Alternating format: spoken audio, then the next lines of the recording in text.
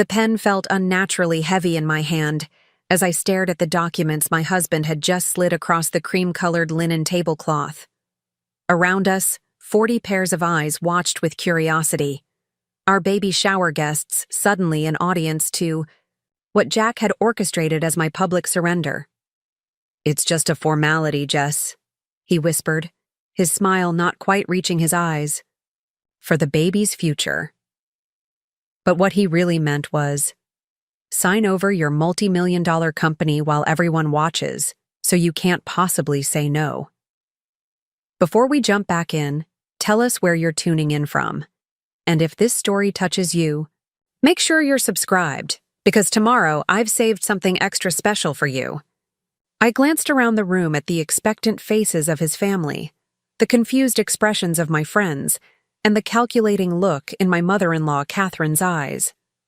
7 months pregnant, surrounded by blue decorations for the son I hadn't told anyone I was having, I felt the weight of the moment crushing down on me. This was the culmination of months of planning. Their planning, not mine. "I need to use the restroom," I said quietly, rising with effort from the ornate chair they'd positioned me in. "The baby is pressing on my bladder." 20 minutes later, I returned to a completely different room. My security team, professionally dressed men and women who had been disguised as caterers and gift handlers, were now stationed at every exit. Jack's face had transformed from smug certainty to dawning horror as I picked up the documents, tore them in half, and announced to the room, "This event is over, and so is our marriage."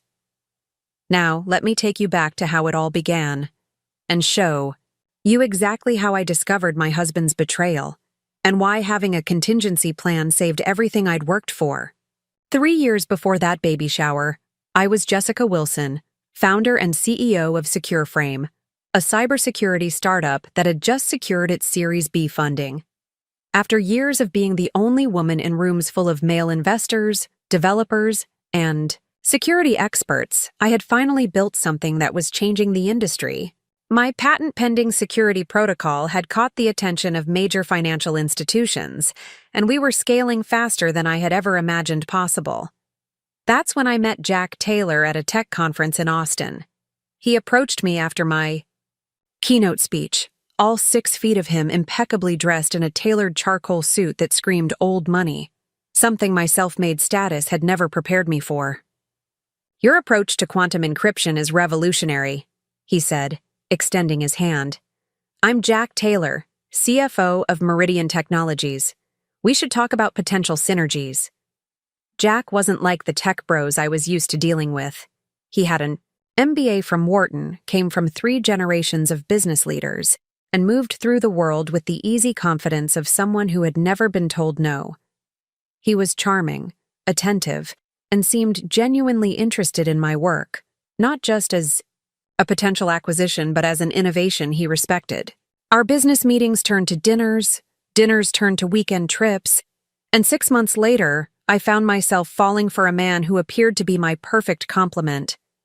He understood the demands of my schedule, never complained when I took late-night calls with international clients, and proudly introduced me to colleagues as the brilliant mind revolutionizing cybersecurity. The first hairline fractures in this perfect picture appeared when he took me to meet his family in their Lake Forest estate outside Chicago. Catherine Taylor, with her perfectly coiffed silver bob and tennis-toned arms, assessed me like I was a company to be acquired rather than a potential daughter-in-law. "Technology is such an interesting hobby," she said over drinks on their lakeside terrace, "but surely you'll want something more fulfilling eventually." When I explained that SecureFrame was actually my 3rd successful company and that cybersecurity was my lifelong passion, she smiled tightly and changed the subject to Jack's second cousin, who had just been appointed to a corporate board. Her first, of course, but the Taylors have always balanced business with family obligations beautifully. Jack squeezed my hand under the table but said nothing to contradict his mother. Later, when I mentioned her dismissiveness, he laughed it off. "Mom's from a different era," he said, kissing my forehead. "Give her time. Once she sees how amazing you are at everything you do, she'll come around." I believed him because I wanted to. Because when he proposed 6 months later with a family heirloom ring and promises of a partnership of equals, it seemed like the perfect merger of hearts and minds. The tech world's power couple, him with his financial acumen, me with my technical innovation. Our wedding was featured in both Chicago Social and Tech Innovator magazines. Catherine insisted on handling most of the arrangements, overruling many of my preferences with comments like, "Darling, the Taylors have always done things this way." Again, Jack played peacemaker rather than advocate, so I compromised to keep the peace. Marriage is about choosing your battles, my mother had advised during a rare moment of wedding planning she was permitted to participate in. A public school teacher who had raised me alone after my father died, she seemed both awed and concerned by the world I was marrying into. "Just make sure you're not the only one compromising, Jessie." The red flags continued to wave, but I was too busy growing my company to fully process them. SecureFrame had just landed our first government contract, which meant intense scrutiny, security clearances, and scaling our team from 40 to over 100 employees in 6 months. Jack was supportive during this period, offering business advice when asked and proudly attending industry events as Jessica Wilson's husband. He had agreed I would keep my professional name for the sake of company continuity. Then came the pregnancy, unplanned but not unwelcome. I was 34, established in my career, and while the timing wasn't ideal with our international expansion underway, Jack's excitement was contagious. "A son," he said confidently, though we hadn't yet had any tests. "A Taylor heir to continue what we're both building." His sudden focus on family legacy seemed sweet at first. He converted our home office into a nursery, researched private schools with feeder paths to Ivy League universities, and started talking about a summer home near his parents where the children can experience the same lakeside summers I had. It was during my second trimester that I noticed subtle shifts in his behavior. Jack began stopping by my office unannounced, sitting in on executive meetings as an interested observer, and asking detailed questions about SecureFrame's operational structure. As CFO of Meridian, he understood the value of what I had built, a company now valued at just over $200 million, with projections to hit $500 million within 3 years if our new security protocol performed as expected. "Have you thought about our management structure once the baby comes?" he asked one night over dinner.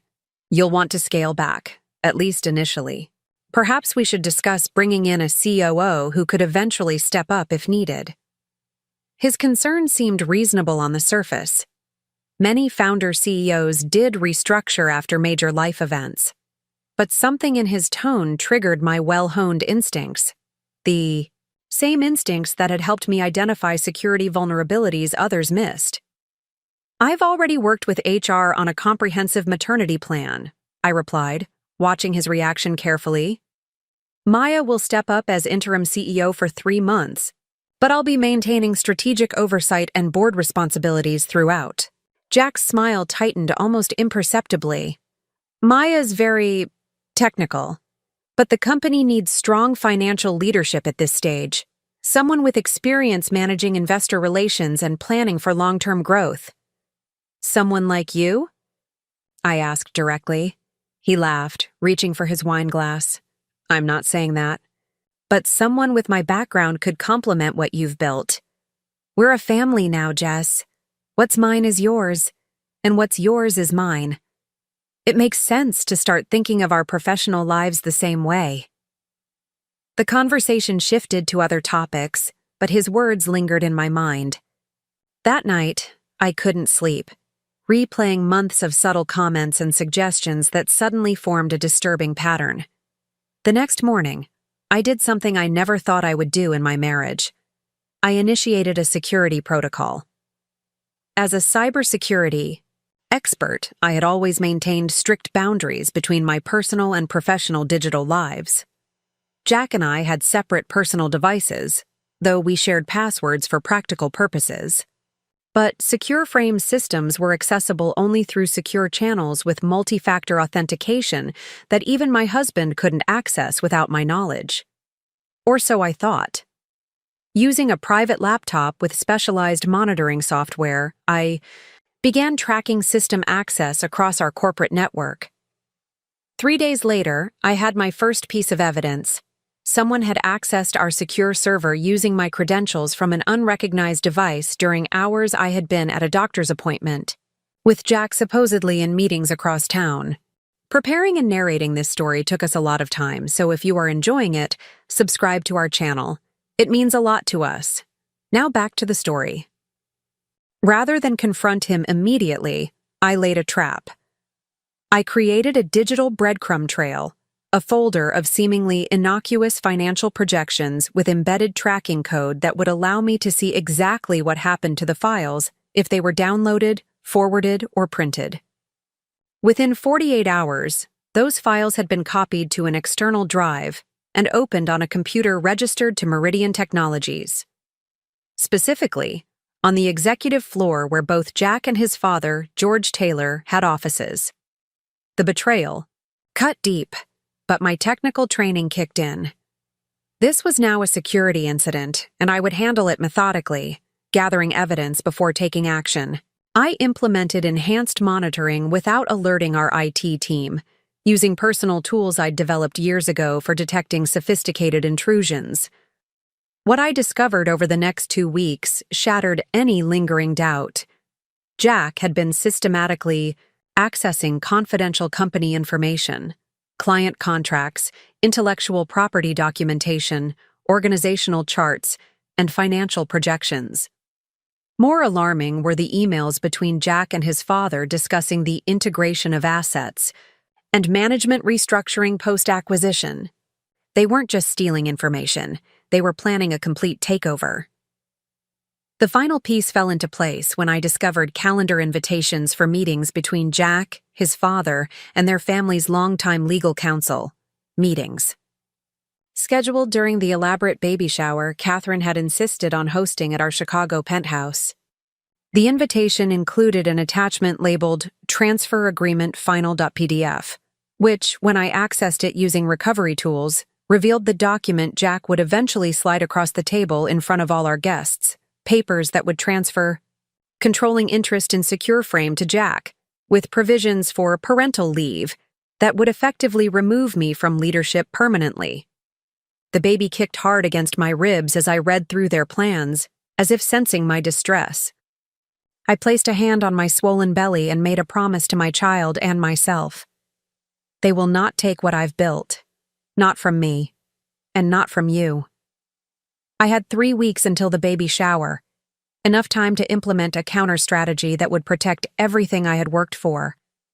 My first call was to Diane Chen, my personal attorney who had no connection to the firm that handled Secure Frame's legal matters, which I now realized had been Jack's suggestion 6 months earlier. "We need to move quickly and quietly," Diane C. advised after reviewing the evidence I'd gathered. "These documents suggest they're planning to use your pregnancy and the emotional context of the baby shower to pressure you into signing.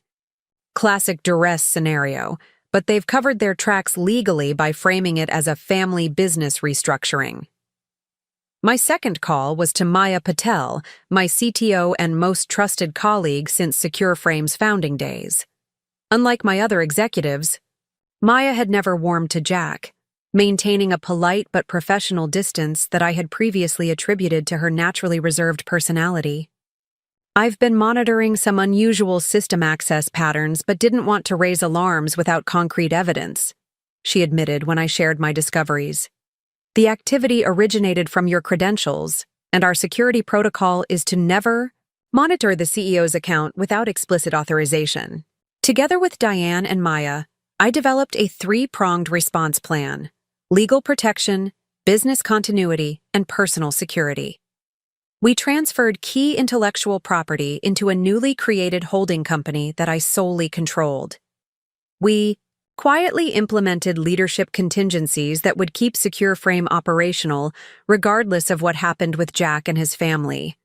And most importantly, we engaged Eclipse Security, a firm specializing in executive protection that had provided security for several of our high-profile clients.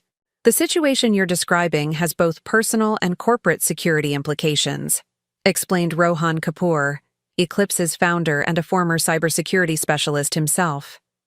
We'll need to secure both your digital assets and your physical environment, especially during this baby shower event where they're planning to make their move. The plan we developed was comprehensive. Eclipse would provide plainclothes security personnel posing as event staff, caterers, and even a few guests who would be strategic plants within the shower attendees. Every room in our penthouse would be subtly monitored, and Eclipse's team would be prepared to escort unwanted individuals from the premises when I gave the signal. Simultaneously, Maya implemented a complete security protocol reset at SecureFrame under the guise of compliance requirements for our government contracts. Jack's backdoor access was eliminated without directly alerting him to our awareness of his activities. Diane prepared documentation of everything we'd discovered, creating both legal briefings for potential litigation and a simple, clear document explaining the attempted hostile takeover that could be shared with our board and key investors if necessary. As the baby shower approached, I maintained a facade of blissful ignorance, exclaiming over Catherine's elaborate decorations, all blue, though we had decided not to learn the baby's sex, and appearing appropriately grateful for the special surprise Jack and his parents had planned. The morning of the shower, I met with Eclipse's team for a final briefing in a coffee shop several blocks from our penthouse. Rohan confirmed that 20 security professionals would be in position throughout the event, all connected via discrete communication devices and prepared to move on my signal. "Remember, Mrs. Taylor," he said, using my married name one final time. "Our priority is your safety and the safety of your child. The timing of your signal is entirely at your discretion. We will not act until you give the word." I returned home to find Catherine already directing an army of decorators, florists, and caterers, unknowingly allowing several Eclipse team members access as they arrived disguised as additional service providers. Jack was surprisingly absent, having mentioned a quick stop at the office to handle something that couldn't wait. Cell phone tracking software I had installed the previous week showed his actual location, his father's estate in Lake Forest, presumably for a final strategy session before their big move. I used the hours before the shower to center myself, changing into the pale blue maternity dress Catherine had selected. Taylor women always wear blue for baby boys, tradition is important. And reviewing my mental checklist one final time. By the time guests began arriving at 2 o'clock, I was calm in a way that only comes from absolute certainty about the path forward. The shower proceeded according to Catherine's meticulously planned schedule. Elaborate games celebrating the Taylor family legacy, a catered lunch featuring Jack's favorite foods rather than mine, and a gift-opening ceremony where Catherine handed me each package with commentary about how the Taylor family had used similar items for generations. All the while, I noted the positions of Eclipse's security personnel, the bartender with military posture, the photographer's assistant scanning the room rather than focusing on photos, the caterer who had positioned herself near the main entrance, with clear sight lines to all approaches. At precisely 4:30, Catherine clinked her crystal glass for attention. Right on schedule. "Before we continue with dessert," she announced, "Jack and his father have a special presentation for our mother-to-be." Jack appeared from our home office, followed by his father and a man I recognized as Walter Simmons, the Taylor family's longtime legal counsel. Jack's smile seemed genuine to anyone who didn't know him well, but I caught the calculating look in his eyes as he approached with a leather portfolio in hand. "As we prepare to welcome the newest member of the Taylor family," Jack began, addressing the room of 40 guests, "we wanted to formalize some arrangements that will secure little Thomas's future." He placed a hand on my belly, having never discussed or agreed upon that name. Murmurs of approval rippled through the crowd as Jack knelt beside my chair, opening the portfolio to reveal the documents I had already reviewed in their digital form weeks earlier. "These papers will bring SecureFrame under the umbrella of Taylor Family Holdings," he explained, loud enough for everyone to hear. "It's a formality that ensures our business interests are aligned as we become parents, something my father did for my mother, and his father before him." He held out an elegant fountain pen, a Taylor family heirloom, I realized from the crest engraved on its side.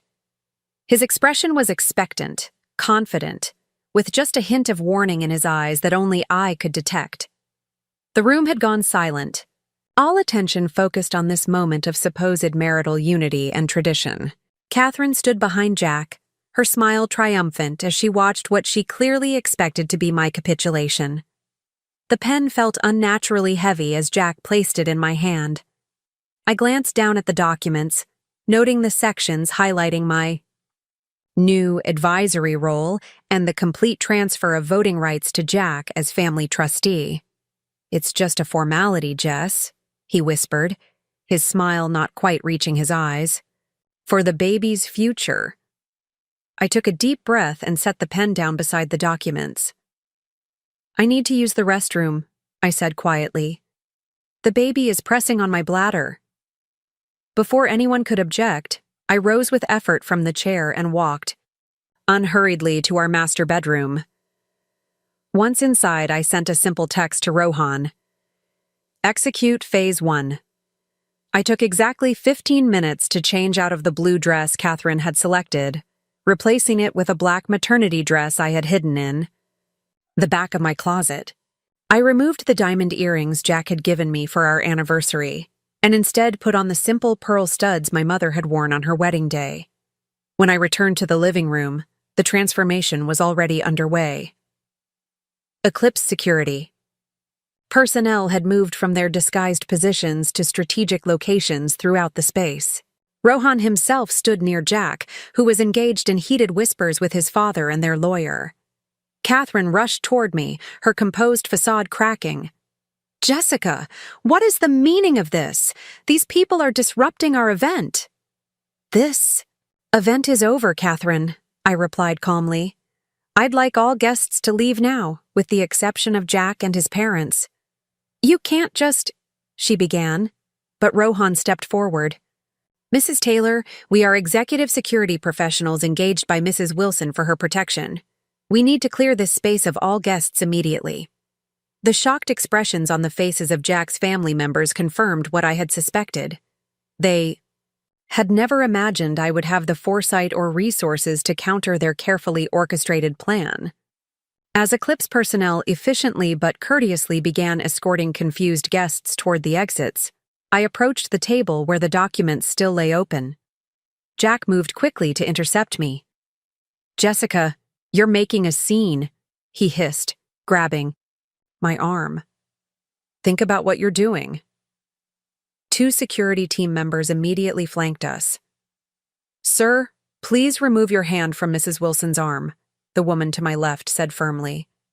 Jack released me, his face flushing with anger and embarrassment. "These are private family matters," he said, raising his voice for the benefit of departing guests.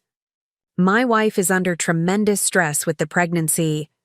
"Your wife," I interrupted, my voice steady, "has discovered your attempts to access secure company servers, your meetings with competitors, and your plan to use this baby shower as a public setting to pressure me into signing away my company." I picked up the documents and tore them in half, the sound sharp in the now half-empty room. "And your wife has filed for divorce as of 9 o'clock this morning." George Taylor stepped forward, his authoritative presence filling the space between us. "Now, see here, young lady. The Taylor family has been building businesses for generations. Whatever you think you've discovered has been misconstrued. Jack has only been acting in the best interests of your family unit. Is that why he copied proprietary technology specifications to Meridian servers?" I asked calmly. "Or why he scheduled meetings with Axelon Technologies, our direct competitor, 3 times in the past month? Or perhaps you can explain these emails discussing how to Leverage my emotional vulnerability during pregnancy to secure control of Secure Frame's assets. I nodded to Rohan, who produced a tablet displaying the evidence we had compiled. Jack's face went pale as he recognized his own words in the emails displayed on screen. "You hacked my accounts," he accused, voice shaking with rage. "That's illegal." "No, Jack. I implemented security protocols to protect my company from unauthorized access you initiated using stolen credentials. As a cybersecurity CEO, detecting and documenting intrusions is literally my job." Catherine looked between her son and husband, comprehension dawning in her eyes. "You idiots," she muttered. "You left digital trails?" Her immediate grasp of the situation confirmed another suspicion. Catherine had been aware of, if not actively, involved in, their plan all along. "Mrs. Taylor," Rohan said, addressing Catherine, "we have a car waiting to take you and Mr. Taylor Sr. home. Mr. Jack Taylor will be permitted 30 minutes to collect essential personal items before leaving these premises, supervised by our team. All other property matters will be handled through legal channels." "This is our home," Jack protested. "You can't just throw me out of my own property." "The penthouse is owned by J.S. Wilson Holdings," I corrected him. "It was never transferred to joint ownership, despite what you may have told your family. Check the property records." The realization of how thoroughly I had prepared washed over Jack's face.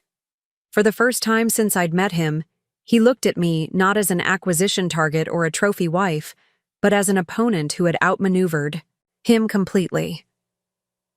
As Eclipse Security escorted the elder Taylors toward the door, Jack made one final attempt. "The baby?" he said, his voice lower now. "That's my child, Jessica. You can't keep my son from me." I placed both hands protectively over my belly. "I have no intention of keeping this child from having a relationship with their father," I said evenly. "But that relationship will be defined by court-ordered visitation and supervised interactions until you demonstrate you can be trusted. And Jack? It's a girl." The shock on his face was the last thing I saw before turning away, signaling the end of both our conversation and our marriage. The coming months were challenging but clarifying. Jack contested the divorce on every possible ground. But the evidence of his corporate espionage and attempted hostile takeover created significant leverage in negotiations. Rather than risk criminal charges and professional disgrace, he eventually agreed to a settlement that included generous but supervised visitation rights after the birth, non-disclosure agreements regarding Secure Frame's technology, and a clean, financial separation that protected my company completely. My daughter, Eliza Grace Wilson, was born 6 weeks after the baby shower showdown. She arrived on her own schedule, just as I was finalizing Secure Frame's largest contract to date, a government cybersecurity initiative that would cement our position as industry leaders for years to come. Catherine made one attempt to contact me after Eliza's birth, sending an elaborate baby gift with a note suggesting we put aside differences for the sake of the child. The gift was donated to a women's shelter, and my response was polite but firm. Eliza would know her paternal grandparents only when they demonstrated the same respect for her mother that they would expect for themselves. In the year since that baby shower, Secure Frame has doubled its valuation and expanded internationally. Our security protocols are now industry standard for financial institutions worldwide, and I've launched a foundation supporting women in tech with emphasis on helping those leaving controlling relationships. Jack has visitation with Eliza twice monthly, always supervised as stipulated in our agreement. He is, somewhat surprisingly, an attentive father during these brief interactions, though he continues to work at his family's company and maintains the same social circles that once applauded his attempt to take what I had built. The Eclipse. Security team that transformed my baby shower has become a permanent part of Secure Frame's Executive Protection Division, with Rohan joining our board of directors and developing specialized security protocols for high-risk corporate transitions. The blue nursery that Catherine had designed in our penthouse has been repainted in shades of green and yellow. colors Eliza chose herself, in her own way, by consistently reaching for a stuffed frog and sunflower during her earliest months. Her room is filled with books about pioneers, inventors, and women who changed the world, along with the building blocks of future coding skills disguised as colorful toys. Sometimes at night, as I rock my daughter to sleep in the home that has always been mine, I think about the weight of that pen in my hand and the moment I chose to walk away rather than sign. How close I came to surrendering everything I had built to a man who saw my greatest achievement as something to acquire rather than something to respect. I tell Eliza in whispers that she'll face moments like that too.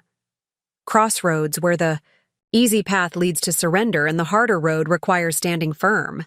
I promise her that I'll teach her to recognize those moments, to build her contingency plans, and to never confuse love with the surrender of her power.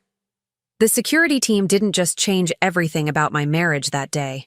They helped me secure the future I wanted for myself and my daughter, one where we define our own legacy, protect what we create, and never hand over the pen to anyone who hasn't earned the right to shape our story. For the 6 months following my wedding to Jack Taylor, I remained blissfully unaware of what was happening beneath the surface of our seemingly perfect union. We settled into a rhythm that accommodated both our demanding careers, Jack as the CFO of Meridian Technologies and me as the founder and CEO of SecureFrame. Our Chicago penthouse became a sanctuary where we would decompress after long days, sharing industry gossip and strategic insights across different sectors of the tech world. In those early days, Jack seemed genuinely supportive of my ambition, often bragging to friends about my company's latest innovations or growth metrics. My wife is revolutionizing how Fortune 500 companies approach digital security, he would say, his arm around my waist at industry functions. The Taylor Wilson household is going to dominate tech headlines for the next decade. I noticed he always placed his surname first in these declarations, but dismissed it as meaningless convention. After all, he had been nothing but encouraging about my decision to keep my maiden name professionally. Wilson is already a brand in cybersecurity, he had reasoned. It would be bad business to change it. The first significant shift came during a dinner with his parents at their Lake Forest estate, 3 months after our honeymoon. George Taylor, Jack's father and chairman of Taylor Holdings, brought up the topic of family business alignment over brandy and dessert. "Now that you're officially a Taylor," George said, swirling amber liquid in his crystal snifter, "we should discuss how SecureFrame might benefit from closer alignment with our family's business interests." Catherine, Jack's mother, nodded approvingly. The Taylor portfolio has always maintained certain standards of cohesion. It's tradition. I smiled politely while explaining that SecureFrame operated in a highly specialized sector requiring strict independence due to our government contracts and international cybersecurity certifications. Of course, George chuckled, exchanging a look with Jack that I couldn't quite interpret. Just something to consider for the future. Family synergy has always been the Taylor advantage in business. On the drive home, I asked Jack about his father's comments. He brushed them off as typical dad talk, and assured me nobody expected me to compromise my company's autonomy. "He's old school," Jack explained. "In his day, marriages always meant merged business interests. Don't worry about it." But the conversation planted a seed of unease that grew as I began noticing patterns in the coming months. Jack gradually increased his presence at SecureFrame-related functions, offering unsolicited advice about our financial structure and suggesting efficiencies that would bring our operational model closer to Meridian's. He began dropping casual references to shared office spaces for our executive teams or potential technology integrations that would tie our systems together. "Imagine the cost savings," he would say, "and it would give me an excuse to see more of you during the day." The suggestion seemed romantic on its surface, but my instincts as both a cybersecurity expert and a businesswoman flagged potential boundary issues. Still, I reasoned that marriage required compromise and open-mindedness. Perhaps I was being too rigid about keeping our professional lives separate. When I discovered I was pregnant, these concerns temporarily receded into the background. The surprise of impending parenthood, something we had discussed as a someday plan rather than an immediate goal, consumed our attention. Jack was ecstatic, calling his parents before the pregnancy test had even dried completely. The tailor. "Legacy continues," he announced proudly, one hand on my still flat stomach. "Dad, you're going to be a grandfather." His enthusiasm touched me deeply. He downloaded pregnancy apps, researched the best obstetricians in Chicago, and began sketching nursery designs for our spare bedroom. Catherine immediately began sending heirloom baby items, silver rattles, hand-carved wooden toys, and a family cradle that had allegedly held 5 generations of Taylor firstborns.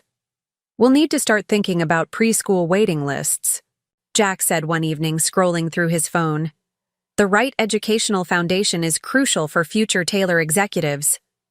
I laughed, reminding him that our child might have entirely different interests than business or technology. What if they want to be an artist or musician? Jack's smile tightened almost imperceptibly. "We'll support their interests, of course, but core business education is non-negotiable in the Taylor family. My great-grandfather established the tradition.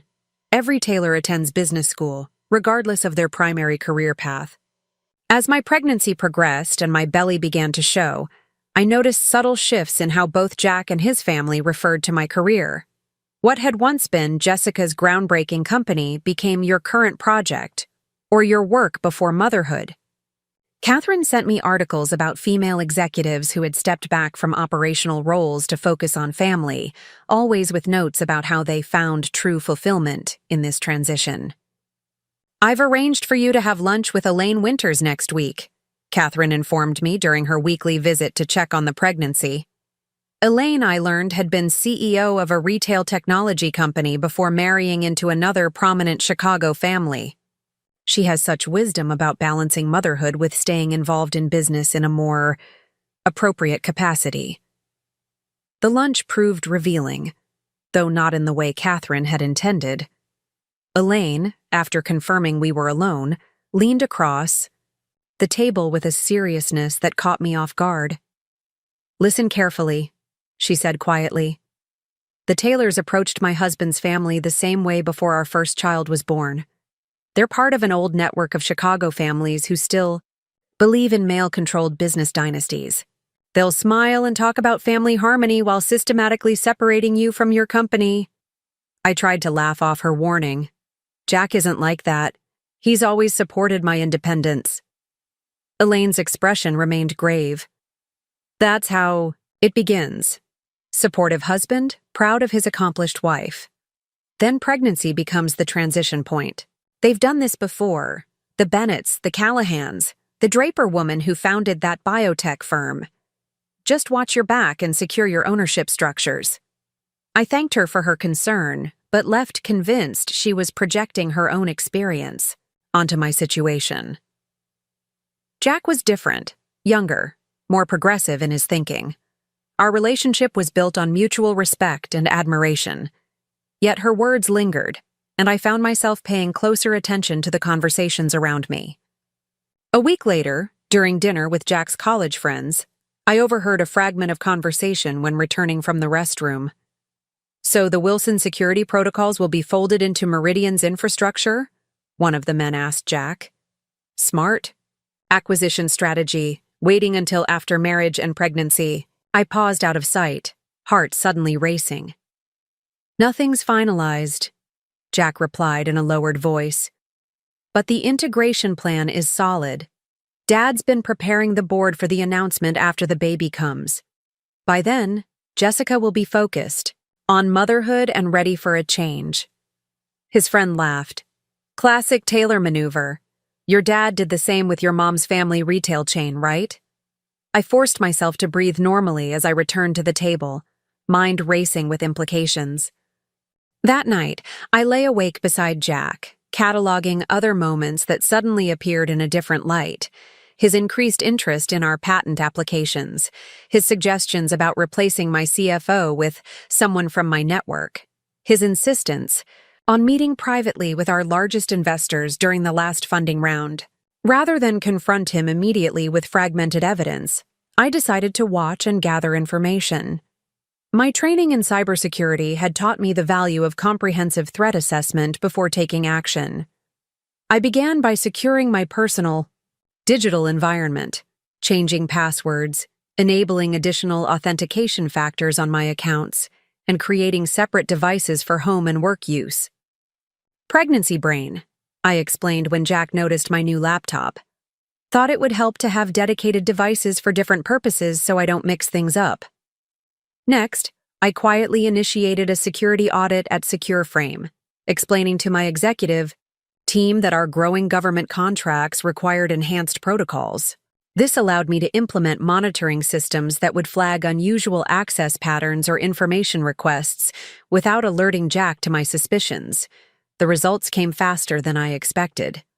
Within 2 weeks, our security team identified multiple instances of someone using my credentials to access sensitive company information during hours when I couldn't possibly have been logged in.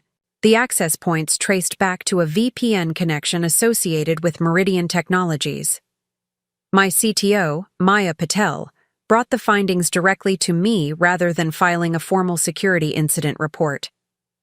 "I thought you should see this privately first," she said, sliding a tablet across my desk with the evidence displayed.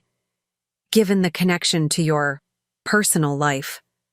The pit in my stomach deepened as I reviewed the logs. Not only had Jack been accessing our systems, but he had been specifically targeting our intellectual property documentation, client contracts, and organizational structure files, precisely the information needed to value and integrate a company for acquisition. "Lock down all access immediately," I instructed Maya. "Revoke and reissue credentials for the entire executive team, citing routine security compliance. And Maya, this stays between us for now." That evening, I initiated phase 2 of my investigation. While Jack was showering, I used a specialized tool developed by SecureFrame to extract deleted calendar entries from his cloud account, a capability designed for corporate forensic investigations that I had never imagined using in my marriage. The recovered data confirmed every fear. Jack had scheduled multiple meetings with Meridian's acquisition team, his father, and their family's legal counsel. The most damning evidence was a recurring calendar entry labeled JW Integration with attached documents that outlined a step-by-step plan to absorb SecureFrame into Meridian Technologies. The timing aligned perfectly with my pregnancy milestones. The first phase of their plan, accessing and evaluating SecureFrame's assets, was already complete. The second phase, preparing legal documents for ownership transfer, was scheduled for completion by my 3rd trimester. The final phase, transition execution, was planned for what they were calling a family celebration event. I froze when I saw Catherine's name as the event organizer for this final phase. The elaborate baby shower she had been insisting on planning suddenly took on a sinister dimension. They weren't just organizing a celebration, they were orchestrating a public setting where social pressure and pregnancy emotions would make it difficult for me to refuse their demands. The betrayal cut deeper than I could have imagined. Each night as Jack slept beside me, his hand often resting protectively on my growing belly, I laid awake contemplating how the man who had sworn to be my partner was systematically plotting to strip me of everything I had built. The baby would kick, as if sensing my distress, and I would promise our child that I would protect both of us from what was coming. I needed allies and a comprehensive defense strategy. My first confidant was Diane Chen, an attorney who had been my personal legal counsel since before I met Jack. I had purposely kept her separate from SecureFrame's corporate counsel, a decision that now seemed prescient. "Based on what you've shown me," Diane said after reviewing the evidence in her office, well away from any potential surveillance, "they're constructing a classic hostile takeover hidden behind family business restructuring. They're counting on your emotional vulnerability during pregnancy and the public setting to pressure you into complying. What are my options? I asked, one hand resting protectively on my 7-month bump. Legally, you're in a strong position, she assured me. The unauthorized system access alone constitutes corporate espionage. But litigation would be messy, public, and potentially damaging to your company's reputation during a critical growth phase. She leaned forward, her expression serious. There's another approach, one that leverages their own strategy against them. They're planning a public moment of pressure.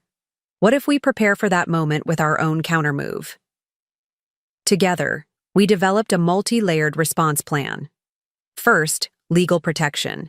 Diane prepared divorce papers, temporary restraining orders, and evidence packages documenting Jack's corporate espionage activities, all ready to file at a moment's notice.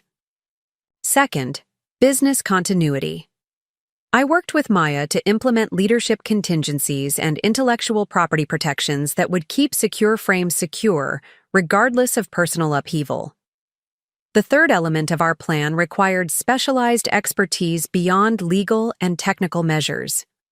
Through Secure Frames' network of security professionals, I connected with Rohan Kapoor, founder of Eclipse Security and a former military intelligence specialist who had transitioned to corporate and executive protection.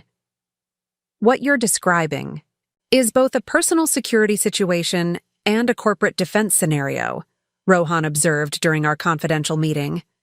The Taylor family is attempting to use social dynamics and emotional pressure as weapons against you. We need to neutralize those advantages. Eclipse Security specialized in discreet protection services for high-profile clients facing unusual threats. Rather than obvious bodyguards, they provided comprehensive security through trained professionals who could blend seamlessly into any environment, from corporate offices to social events. For your baby shower scenario, we would position our people throughout the event in various roles: catering staff, gift handlers, even a few guests if possible, Rohan explained. They would remain completely unobtrusive until needed, activating only on your signal. We spent hours developing a detailed security plan for the baby shower, considering every contingency from Jack's potential reactions to the involvement of his parents. Eclipse would provide 20 personnel operating in various covers, all connected through discrete communication devices and prepared to transition from celebration to extraction on my command. The key is maintaining control of the environment without escalating to confrontation, Rohan emphasized. Our presence alone often prevents situations from deteriorating. People behave differently when they realize they're not operating from a position of power. As the baby shower approached, I maintained a careful performance of blissful ignorance. I exclaimed over Catherine's elaborate plans, expressed appropriate gratitude for her attention to Taylor traditions, and appeared completely focused on preparing for motherhood rather than securing my company. Jack seemed increasingly confident, occasionally making comments that now rang with double meaning. After the baby shower, everything will be different, he would say, rubbing my shoulders. You'll be able to relax knowing everything is taken care of. The morning of the shower, I woke before dawn, my daughter kicking vigorously as if sensing the significance of the day. Jack slept peacefully beside me, unaware that I had spent weeks preparing for this moment of reckoning. I slipped out of bed and stood by our bedroom window, watching the Chicago skyline as the first hints of sunrise reflected off Lake Michigan. Today we take back our future, I whispered to my unborn child, feeling her respond with another kick. By noon, our penthouse had been transformed according to Catherine's exacting specifications. Blue dominated everything, from the flower arrangements to the table settings, despite my repeated mentions that we had chosen not to learn the baby's sex before birth. Catherine had simply patted my hand and said, "Taylor women always know. It's a boy. We haven't had a girl in 3 generations." Eclipse security personnel began arriving at 1 o'clock, integrated among the event staff Catherine had hired.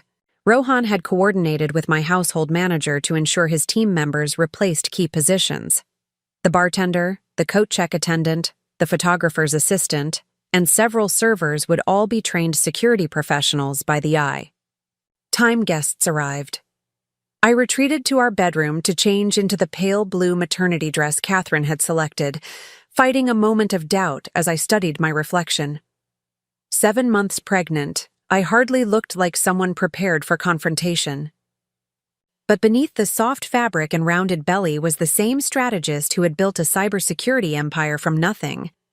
I touched the simple pearl earrings I had chosen to wear, my mother's, not a Taylor family heirloom, and reminded myself of who I was before Jack and who I would continue to be after.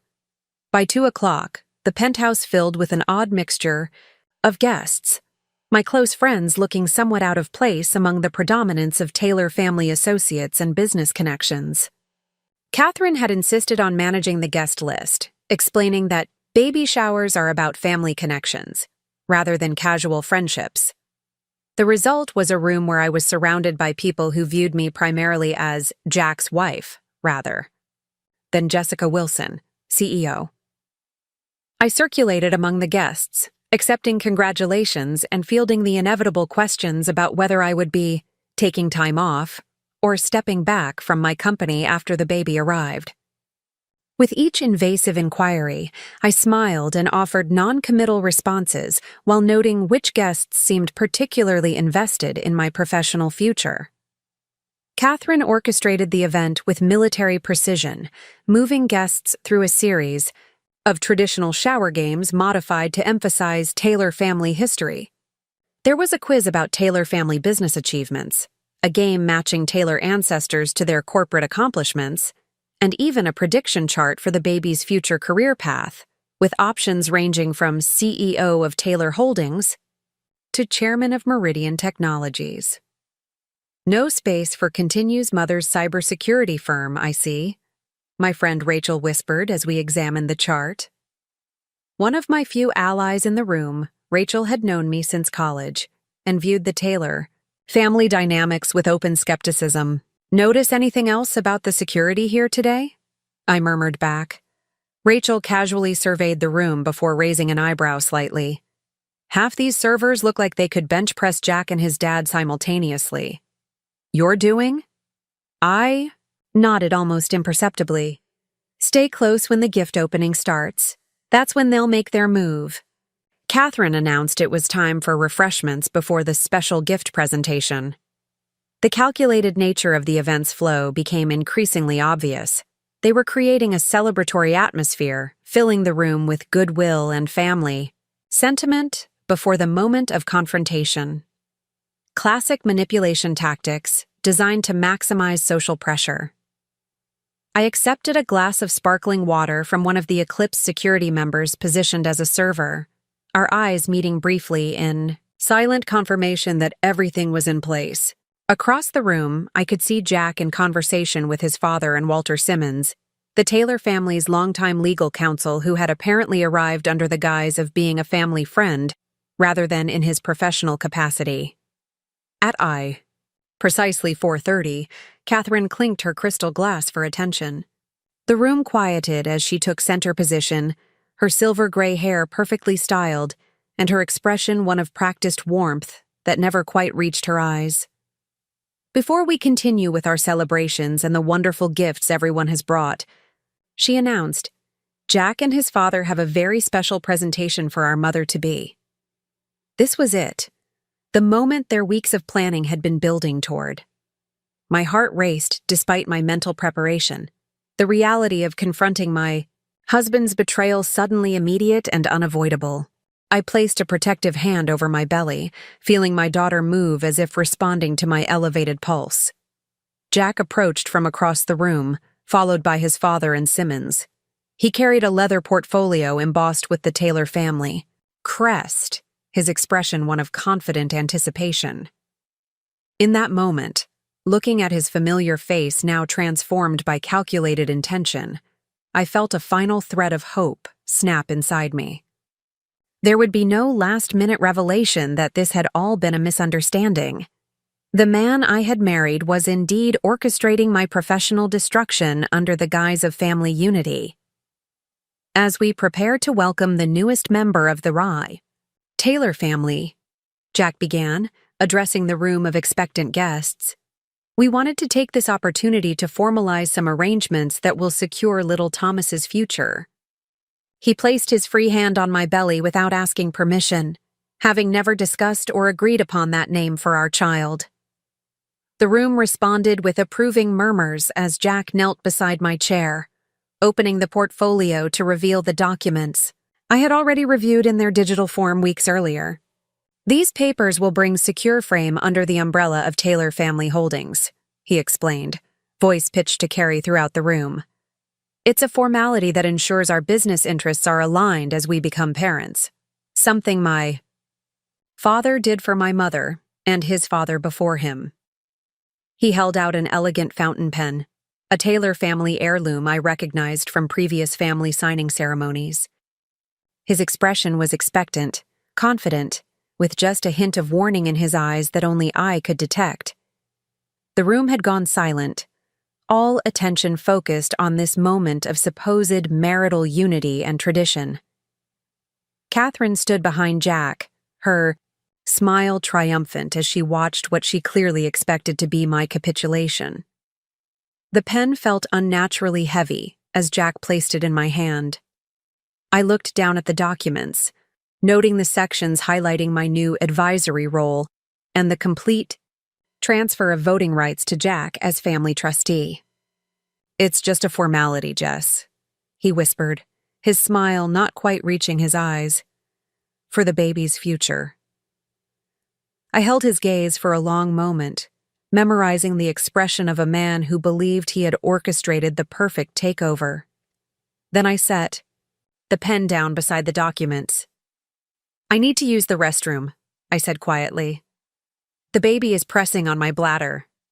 Before anyone could object, I rose with effort from the chair and walked unhurriedly toward our master bedroom. I could feel Catherine's disapproving gaze on my back, could almost hear the whispers beginning as I deviated from their carefully planned script. None of that mattered now. The time for pretense was over.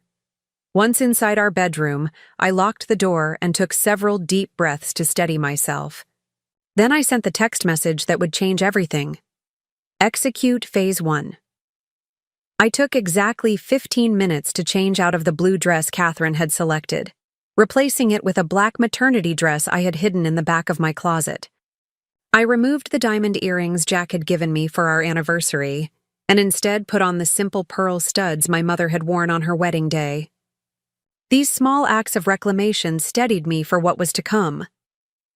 When I emerged from the bedroom, the transformation was already underway.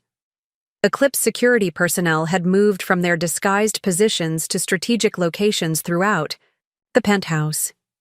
Rohan himself stood near the entrance to the living room, his professional demeanor unmistakable now that he no longer maintained his catering staff cover. Jack looked up from a heated conversation with his father, confusion quickly, turning to alarm as he registered the changed atmosphere. Catherine rushed toward me, her composed facade cracking. "Jessica, what is the meaning of this? These people are disrupting our event." "This event is over, Catherine," I replied calmly. "I'd like all guests to leave now, with the exception of Jack and his parents." "You can't just," she began, but Rohan stepped forward. "Mrs. Taylor, we are executive security professionals engaged by Mrs. Wilson for her protection. We need to clear this space of all guests immediately." The shocked expressions on the faces of Jack's family members confirmed they had never imagined I would have the foresight or resources to counter their carefully orchestrated plan. As Eclipse personnel efficiently but courteously began escorting confused guests toward the exits, I approached the table where the documents still lay open. Jack moved quickly to intercept me. "Jessica, you're making a scene," he hissed, grabbing my arm. "Think about what you're doing." Two security team members immediately flanked us. "Sir, please remove your hand from Mrs. Wilson's arm," the woman to my left said firmly. Jack released me, his face flushing with anger and embarrassment. These are private family matters, he said, raising his voice for the benefit of departing guests. My wife is under tremendous stress with the pregnancy. Your wife, I interrupted, my voice steady, has discovered your attempts to access secure company servers, your meetings with competitors, and your plan to use this baby shower as a public setting to pressure me into signing away my company. I picked up the documents and tore them in half, the sound sharp in the now half-empty room. And your wife has filed for divorce as of 9:00 this morning. George Taylor stepped forward, his authoritative presence filling the space between us. Now see here, young lady. The Taylor family has been building businesses for generations. Whatever you think you've discovered has been misconstrued. Jack has only been acting in the best interests of your family unit. Is that why he copied proprietary technology specifications to Meridian servers? I asked calmly. Or why he scheduled meetings with our direct competitors 3 times in the past month? Or perhaps you can explain these emails discussing how to leverage my emotional vulnerability during pregnancy to secure control of Secure Frame's assets? I nodded to Rohan, who produced a tablet displaying the evidence we had compiled. Jack's face went pale as he recognized his own words in the emails displayed on screen. You hacked my accounts, he accused, voice shaking with rage. That's illegal. No, Jack. I implemented security protocols to protect my company from unauthorized access. Access you initiated using stolen credentials. As a cybersecurity CEO, detecting and documenting intrusions is literally my job. Catherine looked between her son and husband, comprehension dawning in her eyes. You idiots, she muttered. You left digital trails? Her immediate grasp of the situation confirmed another suspicion. Catherine had been aware of, if not actively involved in, their plan all along. Mrs. Taylor, Rohan said, addressing Catherine, we have a car waiting to take you and Mr. Taylor Sr. home. Mr. Jack Taylor will be permitted 30 minutes to collect essential personal items before leaving these premises, supervised by our team. All other property matters will be handled through legal channels. This is our home, Jack protested. You can't just throw me out of my own property. The penthouse is owned by J.S. Wilson Holdings, I corrected him. It was never transferred to joint ownership, despite what you may have told your family. Check the property records. The realization of how thoroughly I had prepared washed over Jack's face. For the first time since I'd met him, he looked at me not as an acquisition target or a trophy wife, but as an opponent who had outmaneuvered him completely. As Eclipse Security escorted the elder Taylors toward the door, Jack made one final attempt. The baby, he said, his voice lower now. That's my child, Jessica. You can't keep my son from me. I placed both hands protectively over my belly. I have no intention of keeping this child from having a relationship with their father, I said evenly. But that relationship will be defined by court-ordered visitation and supervised interactions until you demonstrate you can be trusted. And Jack? It's a girl. The shock on his face was the last thing I saw before turning away, signaling the end of both our conversation and our marriage. The court's ruling came as a mixed blessing. While it protected me from Jack's immediate intrusion into the delivery room, it also established a framework for his eventual parental rights that would keep him in my life long after our divorce was finalized.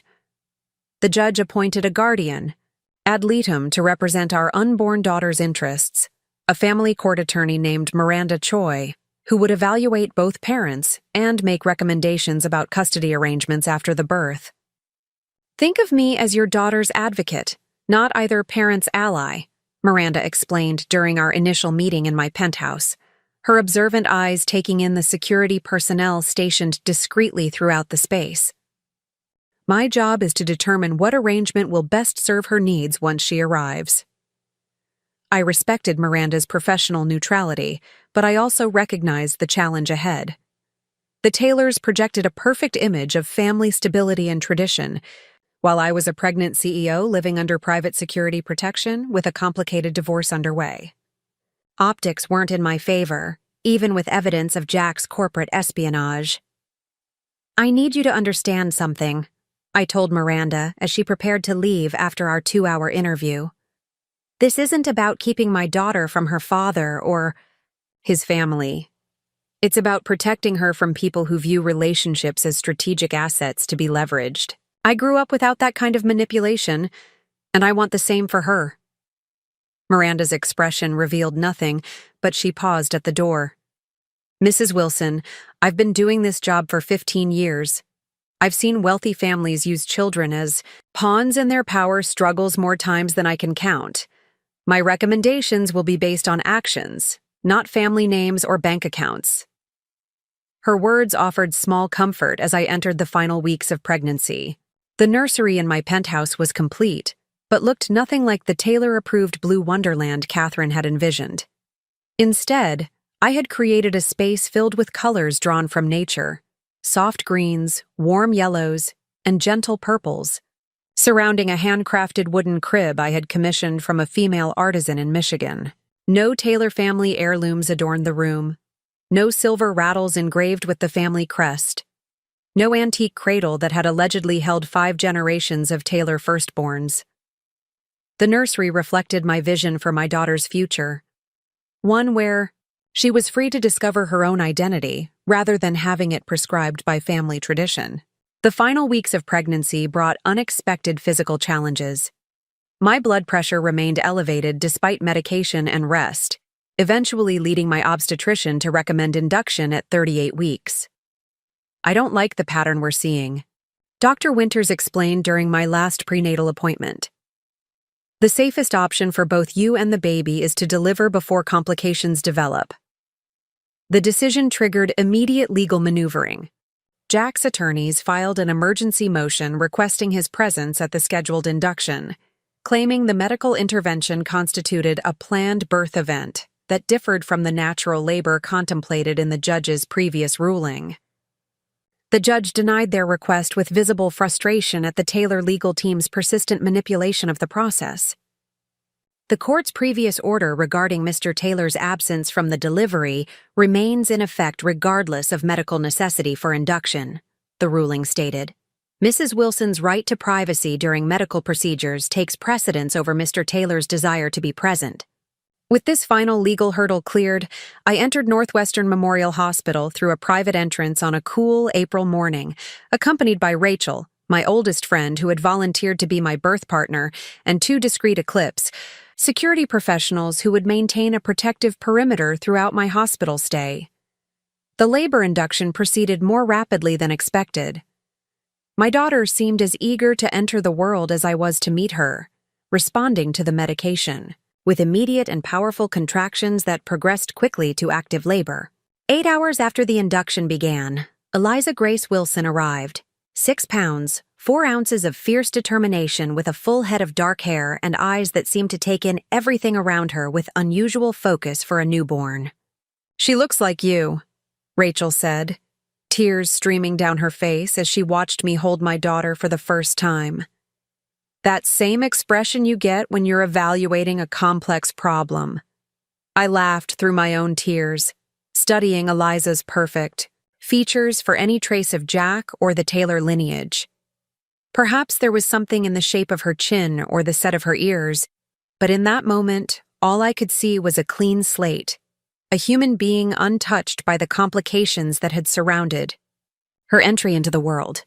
The hospital had been briefed on the security protocols, restricting visitor information and implementing special procedures for my room.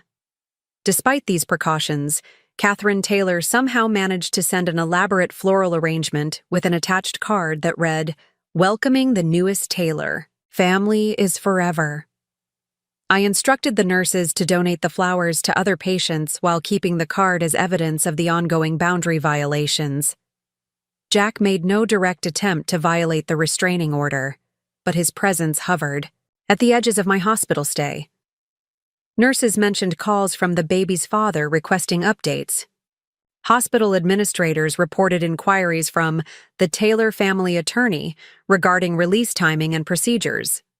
Eclipse Security identified a private investigator monitoring the hospital entrances, presumably hired to report on our eventual departure.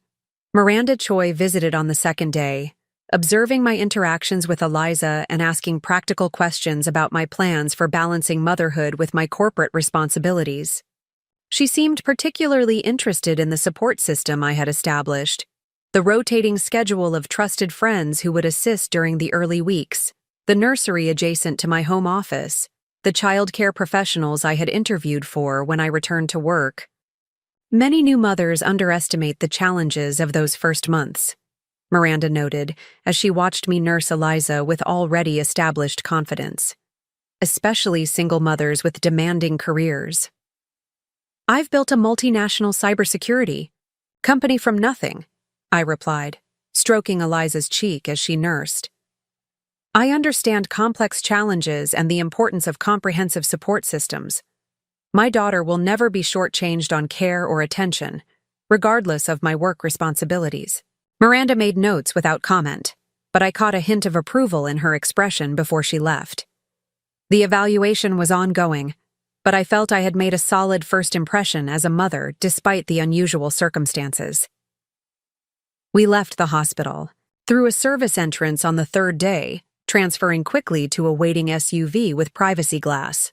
Eclipse Security had arranged a decoy departure at the main entrance to divert the private investigator's attention, allowing us to return to the penthouse without being followed. Home took on new meaning with Eliza's arrival. The space that had been my private sanctuary transformed into our shared world, a protected environment where I could begin the journey of motherhood away from Taylor family manipulation. The security protocols that had once felt like necessary impositions now seemed essential safeguards for the tiny person depending entirely on my protection. The first weeks of Eliza's life unfolded in a rhythm of feeding, sleeping, diaper changes, and the constant wonder of watching her discover the world around her. My executive team maintained Secure Frames operations with daily briefings via secure video calls, often conducted with Eliza sleeping against my chest in a soft carrier. "She's already attending executive meetings," Maya joked during one update session. Future CEO material, clearly. These peaceful moments with my daughter and supportive team contrasted sharply with the ongoing legal battles. Jack's attorneys filed motion after motion regarding parental rights, visitation schedules, and access to medical records. Each filing required response and documentation, creating a background drumbeat of stress that intruded on our new family. Routine. The situation escalated when Jack violated the restraining order by appearing unannounced at my building's lobby, attempting to convince the security staff he had scheduled visitation with his daughter. The Eclipse team intercepted him before he could reach the private elevator to my penthouse, but the incident prompted an emergency court hearing. Jack arrived at the hearing with the full weight of Taylor family presence behind him. His parents, seated directly behind the defense table, 3 attorneys flanking him, and a child development expert prepared to testify about the critical bonding period between father and infant that was allegedly being disrupted by the restraining order. I attended with only Diane Chen at my side, leaving Eliza home with Rachel and security. The contrast was deliberate, the Taylors projecting overwhelming force while I presented as a reasonable individual seeking practical solutions rather than confrontation. The judge addressed Jack directly before any testimony began. "Mr. Taylor, the court takes violations of restraining orders extremely seriously. Your appearance at Mrs. Wilson's residence without prior authorization shows a concerning disregard for this court's previous rulings." Jack leaned forward, his expression earnest. "Your Honor, I simply wanted to see my daughter. It's been 3 weeks since her birth, and I have yet to be allowed any contact whatsoever. As her father, I have rights that are being systematically denied." "You also have obligations to follow court orders," the judge responded firmly. "However, the court recognizes that establishing appropriate contact between father and child is in the child's best interest, provided proper safeguards are in place." The resulting compromise established a schedule of supervised visitation at a neutral location. a family center specializing in high-conflict custody situations. Jack would be permitted 2 one-hour visits weekly, supervised by professional staff and without Catherine or George present.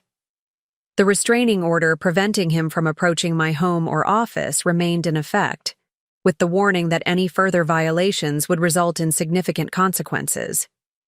Jack's face registered disappointment with the limited nature of the visitation, but his attorneys quickly advised him to accept the terms. This was a tactical retreat. Establishing any form of regular access was preferable to continued exclusion, even with restrictions they could fight to remove later. The first supervised visit occurred when Eliza was 4 weeks old. I arrived at the family center with my daughter and a diaper bag containing everything she might need during the hour, accompanied by a single Eclipse security professional who would remain in the waiting area. The center's design prevented direct contact between parents in high-conflict situations, separate entrances, staggered arrival times, and professional staff managing all transitions. Handing my daughter to the center supervisor who would bring her to Jack activated emotions I hadn't fully anticipated. This was the first time since her birth that Eliza would be out of my sight, even if only by a room's distance. The supervisor, a kind-eyed woman named Deborah with decades of experience, seemed to understand my hesitation. "We'll take excellent care of her," she promised, cradling Eliza with practiced ease. "And you'll be able to observe the entire visit through the monitoring system if you choose." I declined the option to watch the interaction, choosing instead to use the hour to review work documents in the private waiting area. Obsessively monitoring Jack's every interaction with our daughter would only feed the anxiety I was determined to manage. The professionals were present to ensure Eliza's safety. I needed to trust the process we had established. When Deborah returned with Eliza exactly 1 hour later, she provided a brief, neutral summary of the visit. Everything went smoothly. Mr. Taylor was appropriate and gentle with her. She fussed briefly around the 40-minute mark, but settled when he walked with her. He asked several questions about her feeding schedule and sleep patterns. I searched Eliza's face for any sign of distress, finding only her usual alert expression as she registered my familiar presence. The rational part of me acknowledged that these supervised interactions were necessary foundations for whatever co-parenting relationship would eventually develop. The protective mother in me wanted to eliminate any Taylor influence from her life entirely. The visit established a pattern that would continue for the coming months. Twice weekly, Eliza spent an hour with Jack under supervision, gradually extending to 90 minutes as she grew older. The family center provided detailed reports documenting each interaction, building a record that would eventually inform more permanent custody arrangements. Jack adhered meticulously to the visitation schedule and requirements, likely aware that any deviation would strengthen my position in the ongoing legal proceedings. His attorneys continued filing motions seeking expanded access and reduced restrictions, but the predictable routine of supervised visitation remained stable, while other aspects of our divorce moved through the courts. My return to Secure Frame's offices came when Eliza was 8 weeks old. I had been actively involved in strategic decisions throughout my maternity leave, but physical presence at headquarters sent an important message to both our team and the industry. Jessica Wilson remained firmly in control despite the personal challenges of the past months. The office had been modified to accommodate my new reality as a working mother. The empty executive suite adjacent to mine had been transformed into a private nursery space, staffed during business hours by Nancy, an experienced nanny with security clearance and early childhood development credentials. This arrangement allowed me to nurse Eliza between meetings and spend time with her throughout the day while maintaining my full executive responsibilities. My first day back included a company-wide town hall where I addressed the elephant in the room directly. As many of you know, my personal life has experienced significant changes recently. I want to assure everyone that these changes have only strengthened my commitment to Secure Frame's mission and our collective future. The security protocols we've implemented internally were necessary and have ultimately improved our overall Protection posture. I'm grateful for the executive team's exceptional leadership during my partial absence, and I'm excited to be fully back as we enter this next growth phase. The response from our team was overwhelmingly supportive. Many employees had only heard rumors about the situation with Jack and the Taylors. My straightforward acknowledgement without melodramatic details helped refocus attention on our business objectives rather than my personal drama. This professional stability contrasted sharply with the ongoing legal complexities. Jack's attorneys had shifted strategy, moving away from claims on SecureFrame itself, which had proven legally untenable given the documented corporate espionage, and focusing entirely on financial settlement and custody arrangements. Their latest proposal offered to drop all claims related to the company in exchange for what they termed a fair marital asset division of $40 million, plus a significant custody share once Eliza reached age 2. The figure represented roughly 20% of my personal net worth, far less than their initial demands, but still an extraordinary amount given our short marriage and Jack's lack of contribution to my business success. It's a starting point for serious negotiation, Diane explained as we reviewed the offer. They've finally accepted that SecureFrame is off the table. Now they're establishing an anchor point for financial settlement while dangling future custody modifications as incentive. The custody aspect concerned me more than the money. The proposal included language about transitioning to equal parenting time after Eliza's second birthday, with specific provisions for holiday distributions, education decision-making, and regular weekends at the Taylor family's Lake Forest estate. They're playing the long game, I observed. They couldn't secure corporate control, so they're establishing mechanisms to influence the next generation through my daughter. Diane nodded gravely. The Taylors think generationally. They've built their empire by cultivating loyalty and obligation from childhood. From their perspective, even if they've lost this round with you, they can try again with Eliza. This realization strengthened my resolve to establish boundaries that would protect my daughter's independence. We countered with an offer that addressed immediate divorce settlement without committing to future custody changes.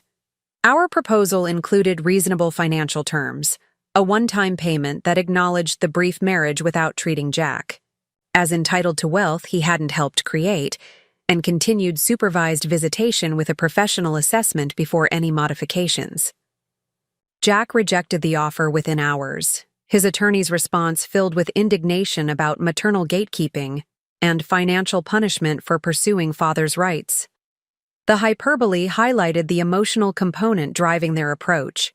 This wasn't just about money or even access to Eliza, but about the Taylor family's wounded pride. Our legal stalemate continued through Eliza's first developmental milestones. She rolled over for the first time during a video conference with our European security team. Her first intentional smile happened while Maya was holding her during a strategy session. She began sleeping through the night at 4 months, giving me renewed energy to tackle the complex negotiations that seemed no closer to resolution. The turning point came unexpectedly during a routine supervised visitation when Eliza was 5 months old. Jack arrived for his scheduled time to find me still in the family center's waiting area, delayed by an urgent call with a government client, experiencing a potential security breach. The center's protocols usually prevented parent contact, but the overlapping schedule created an unplanned encounter. "You're working during her visitation time?" Jack asked, genuine curiosity rather than accusation in his voice. "National security situation," I explained briefly, ending the call. "Critical infrastructure protection doesn't follow convenient schedules." Something shifted in his expression, a flash of the respect he had once shown for my professional commitments before marriage had transformed his view of my career into something to be contained and controlled. "How do you balance it?" he asked after a moment. "Running SecureFrame and taking care of her?" The question seemed sincere, lacking the judgmental undertone I had come to expect from any Taylor family communication. Perhaps it was the absence of his parents' influence in that moment, Or maybe the months of seeing me successfully manage both roles had made an impression. The same way any parent balances work and family, I replied, with excellent support systems, clear priorities, and the understanding that both responsibilities matter deeply. The only difference is that I'm not trying to pretend one should replace the other. He nodded slowly, absorbing the implicit criticism of his previous attempts to use motherhood as justification for pushing me out of my company. She's thriving, he acknowledged. Anyone can see that. Whatever you're doing, it's working. This brief, unguarded exchange opened a narrow channel for more practical communication.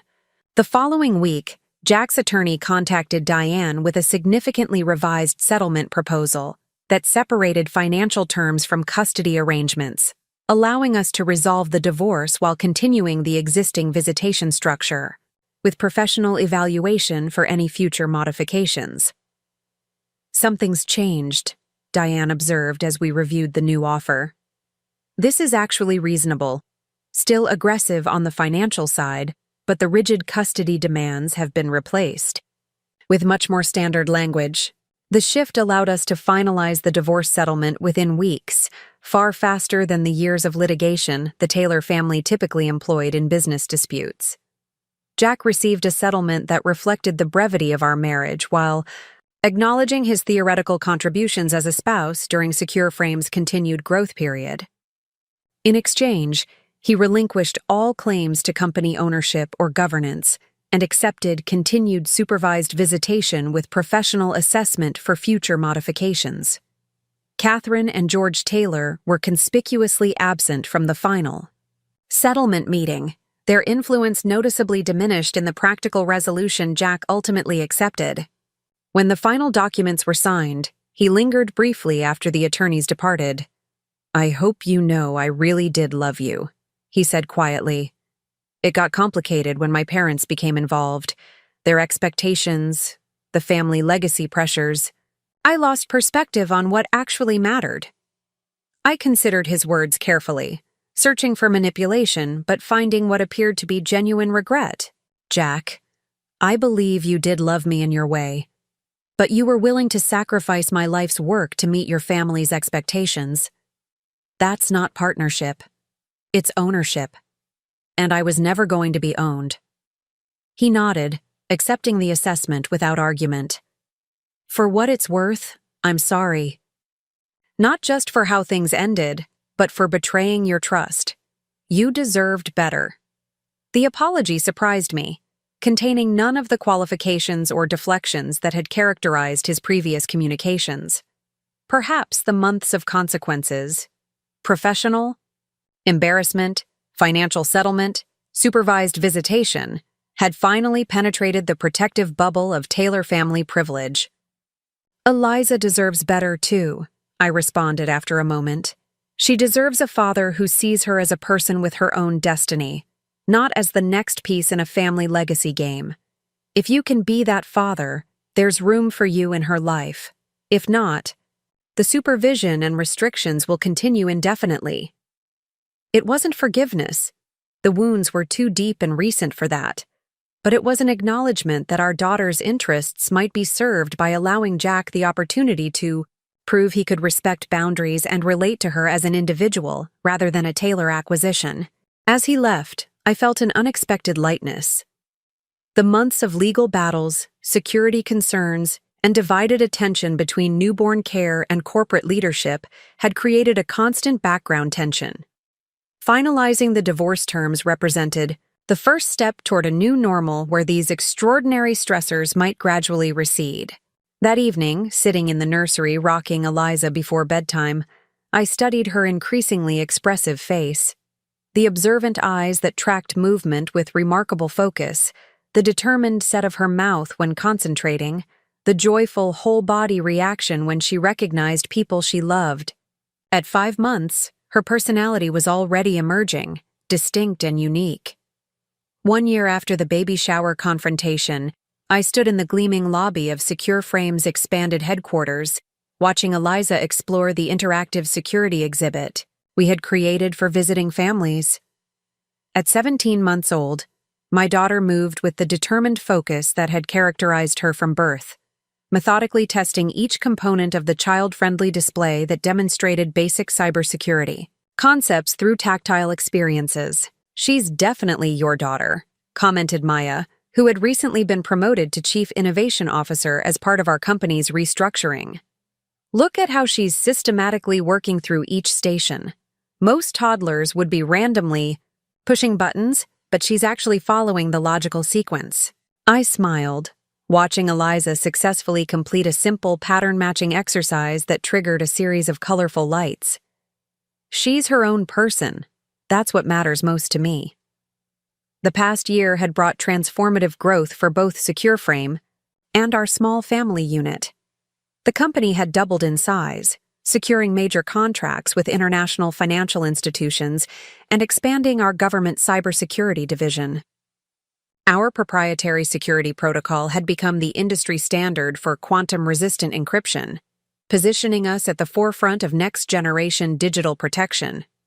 On the personal front, the structured visitation arrangement with Jack had evolved into something unexpectedly functional. After 6 months of supervised visits, the Family Center's professional staff had recommended a gradual transition to unsupervised time, first for a few hours at Jack's downtown apartment, then extending to include occasional overnight stays, as Eliza approached her first birthday. Jack had surprised everyone by demonstrating consistent, appropriate parenting skills and respecting the boundaries we had established. He attended parenting classes, consulted with child development specialists, and maintained the visitation schedule with meticulous reliability. Most significantly, he had created a clear separation between his time with Eliza and his parents' influence, establishing his own parenting approach rather than defaulting to Taylor family traditions. Catherine and George had been permitted only limited, supervised contact with their granddaughter, quarterly visits that occurred at the family center under professional observation. These restrictions remained in place by mutual agreement after Catherine attempted to arrange a formal photo shoot of Eliza in traditional Taylor Air attire during one of the early supervised interactions. "Mrs. Taylor, we've discussed the importance of respecting Jessica's parental authority regarding photographs and public presentation of Eliza," the supervisor had intervened when Catherine produced the hand-embroidered outfit and professional photographer she had somehow smuggled into the center. "This is a family tradition," Catherine had protested. "Every Taylor child has formal portraits in this christening gown. It's been in our family for generations." "Eliza is not being christened," I stated firmly. "And any traditions involving my daughter require my prior approval." The incident reinforced the necessary boundaries between the Taylor family influence and Eliza's development. Jack, to his credit, had supported these limitations on his parents' involvement, acknowledging that their controlling tendencies had contributed significantly to our marriage's collapse. "My parents mean well, but they can't help trying to mold everyone into their vision of what a Taylor should be," he explained during one of our co-parenting discussions. "I don't want Eliza growing up with that kind of pressure. I lived with it my entire life, and it nearly cost me everything that actually matters." This evolution in Jack's perspective had allowed us to develop a workable co-parenting relationship focused on Eliza's well-being rather than Taylor family expectations or lingering divorce resentments. We maintained separate households and distinct parenting styles, but communicated regularly about developmental milestones, health concerns, and schedule coordination. The security concerns that had dominated Eliza's early months gradually receded, as Jack demonstrated his commitment to our established boundaries. Eclipse Security maintained a modified protection protocol, no longer the intensive surveillance of the immediate post-divorce period, but a measured approach that acknowledged the ongoing interest of a powerful family while allowing for normal, daily activities. "Your threat profile has stabilized significantly," Rohan had explained during our most recent security assessment. "Jack has established a pattern of responsible behavior, and the Taylor family appears to have accepted the current arrangements. We can scale back to standard executive protection levels while maintaining vigilance for any changes in the situation." This relative stability had allowed me to refocus my energy on Secure Frame's ambitious expansion plans. The company had outgrown our original offices, necessitating the move to a purpose-built headquarters designed with both security and family needs in mind. The new facility included not only state-of-the-art labs and collaborative workspaces, but also a comprehensive childcare center available to all employees, a benefit inspired by my own experience balancing executive leadership with new motherhood. The Wilson model had become shorthand in tech industry publications for our approach to supporting working parents. The on-site childcare facility, flexible scheduling options, and parent-friendly meeting policies had attracted exceptional talent who might otherwise have left the industry during their family-building years. Our retention rates outperformed industry standards by significant margins, particularly among women in technical roles. "You've created something revolutionary here," observed Elaine Winters during her visit to tour the new headquarters. The woman who had once warned me about the Taylor's tactics had become both friend and informal advisor in the intervening years. And not just in cybersecurity innovation. This entire corporate structure challenges how tech companies have traditionally operated. "Necessity driving invention," I replied as we watched children playing in the secure outdoor area adjacent to the childcare center.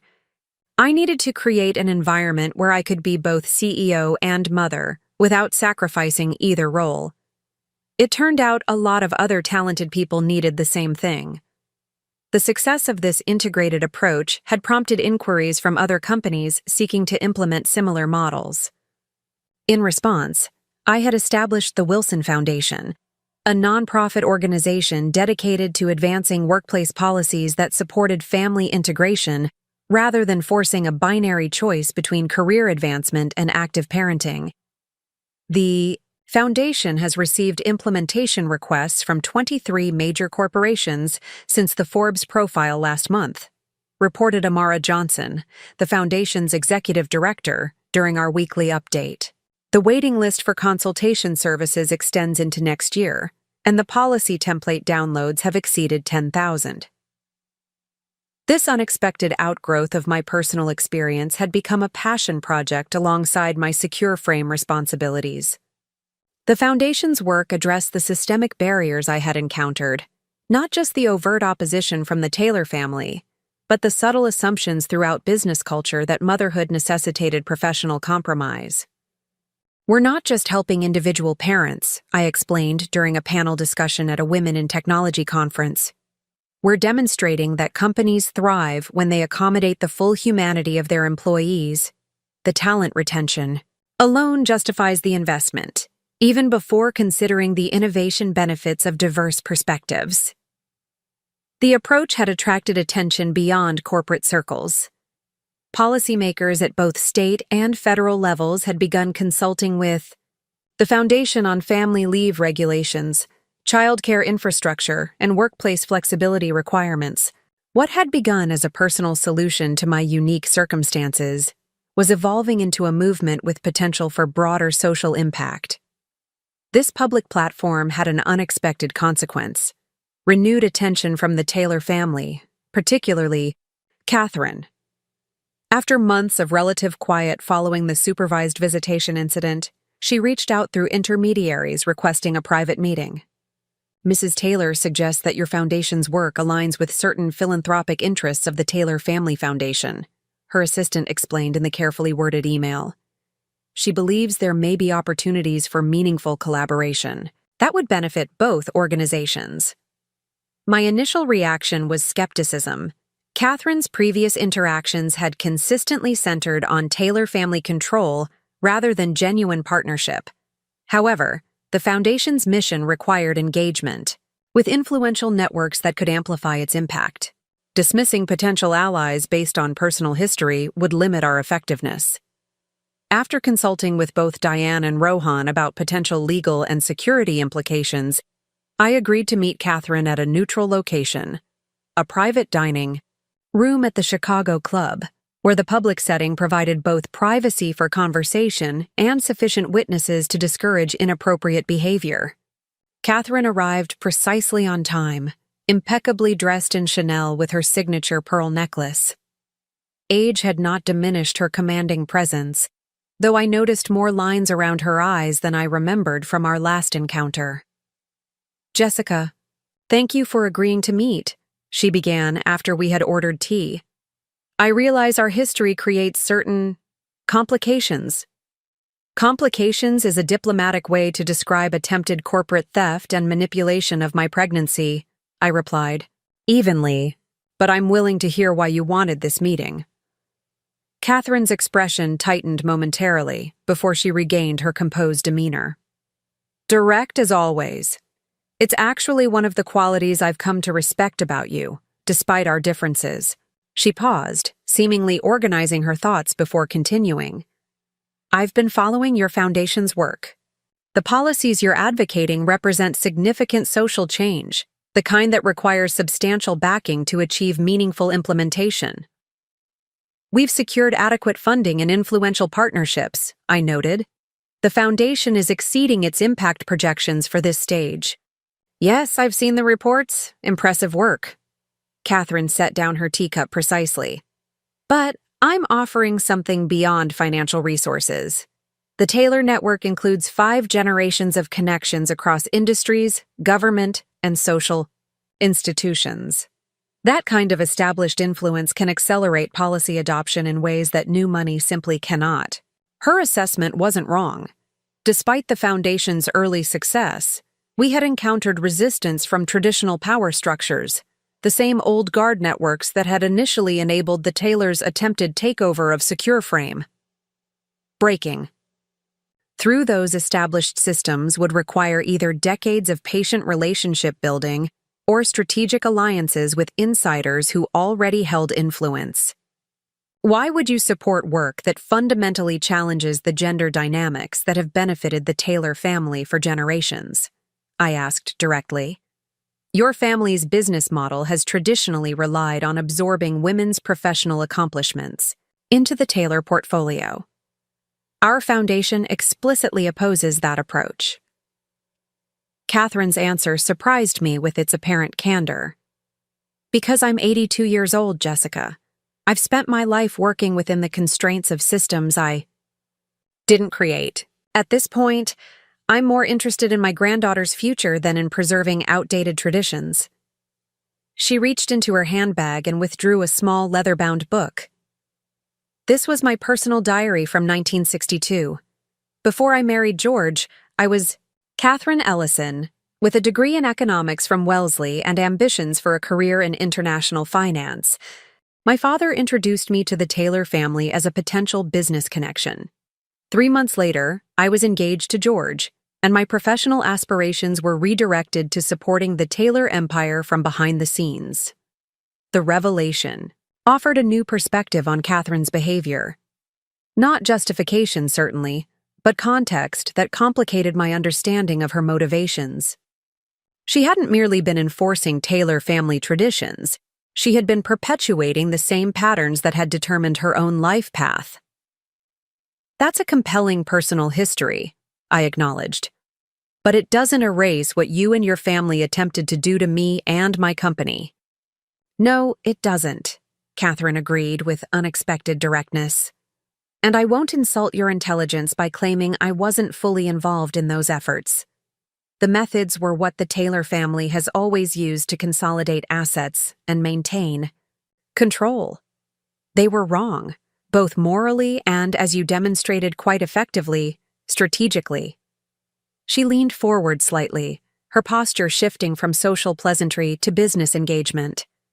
What I'm proposing isn't atonement or reconciliation. It's a practical alliance between your innovative vision and my established influence. Your foundation is advocating changes that might have allowed me different choices 60 years ago. I'd like to help ensure those options exist for Eliza's generation, whether or not she carries the Taylor name. The conversation continued for nearly 2 hours, evolving from cautious mutual assessment to specific discussion of how the Taylor Family Foundation might support the Wilson Foundation's policy initiatives. Catherine demonstrated surprising familiarity with the details of our work, having apparently studied our publications and implementation models extensively. We should start with the paid family leave legislation currently stalled in committee, she suggested, referring to a federal bill our foundation had helped draft. I personally know 7 of the 15 committee members.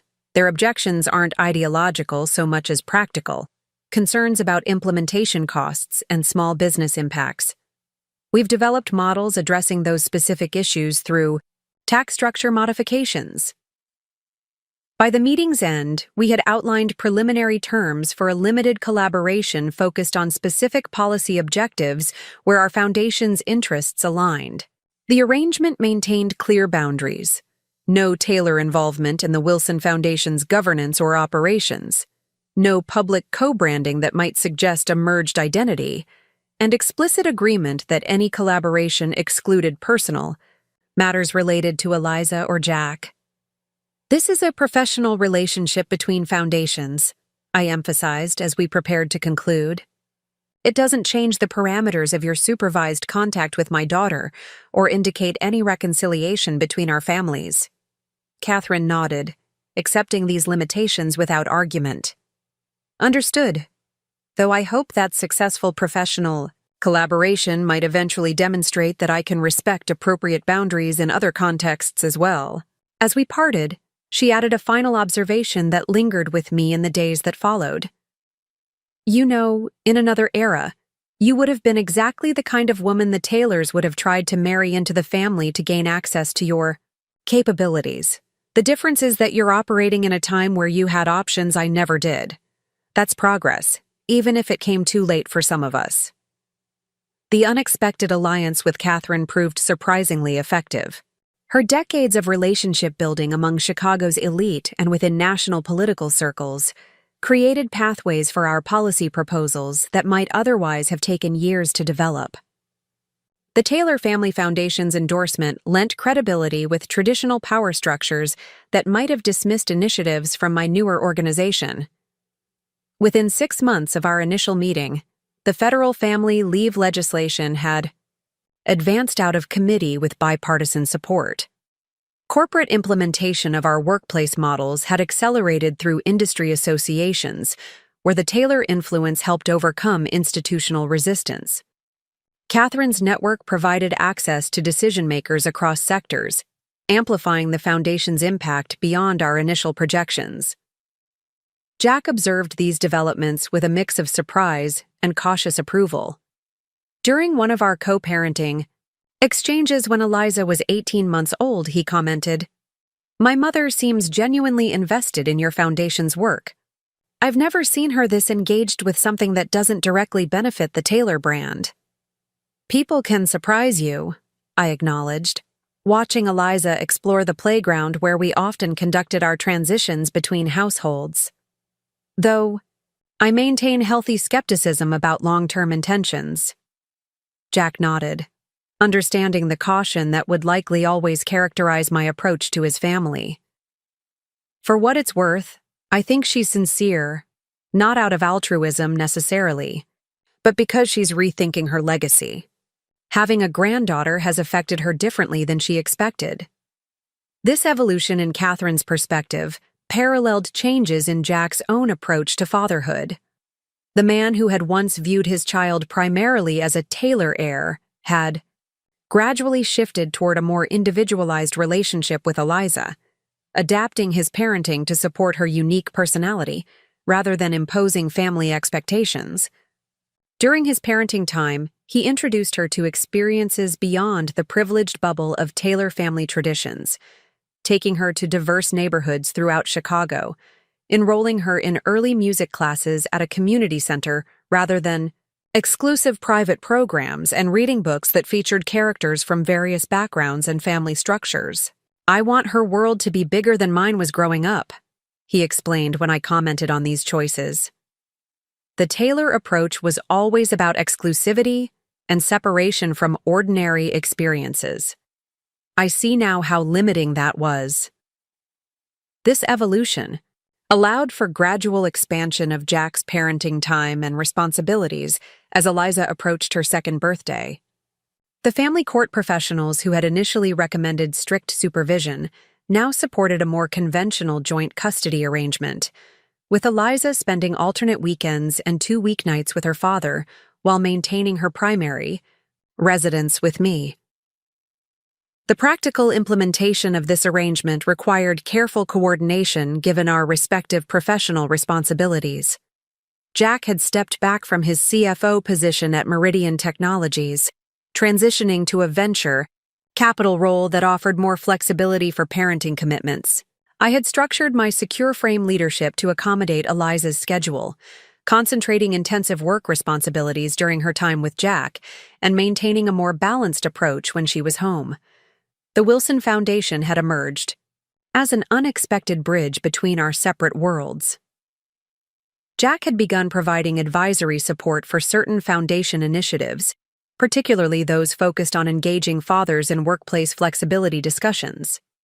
His perspective as a male executive who had restructured his career around parenting responsibilities provided valuable insights for corporations struggling to extend family-friendly policies beyond their female employees. Most of these programs are still designed with the assumption that family accommodation is primarily a women's issue, Jack observed during a foundation planning session I had invited him to attend. That perpetuates the same gender imbalance in different packaging. We need to normalize career flexibility for parents regardless of gender. His evolution from attempting to use parenthood to limit my career to advocating for structures that supported all parents' professional development represented perhaps the most profound change since our confrontation 2 years earlier.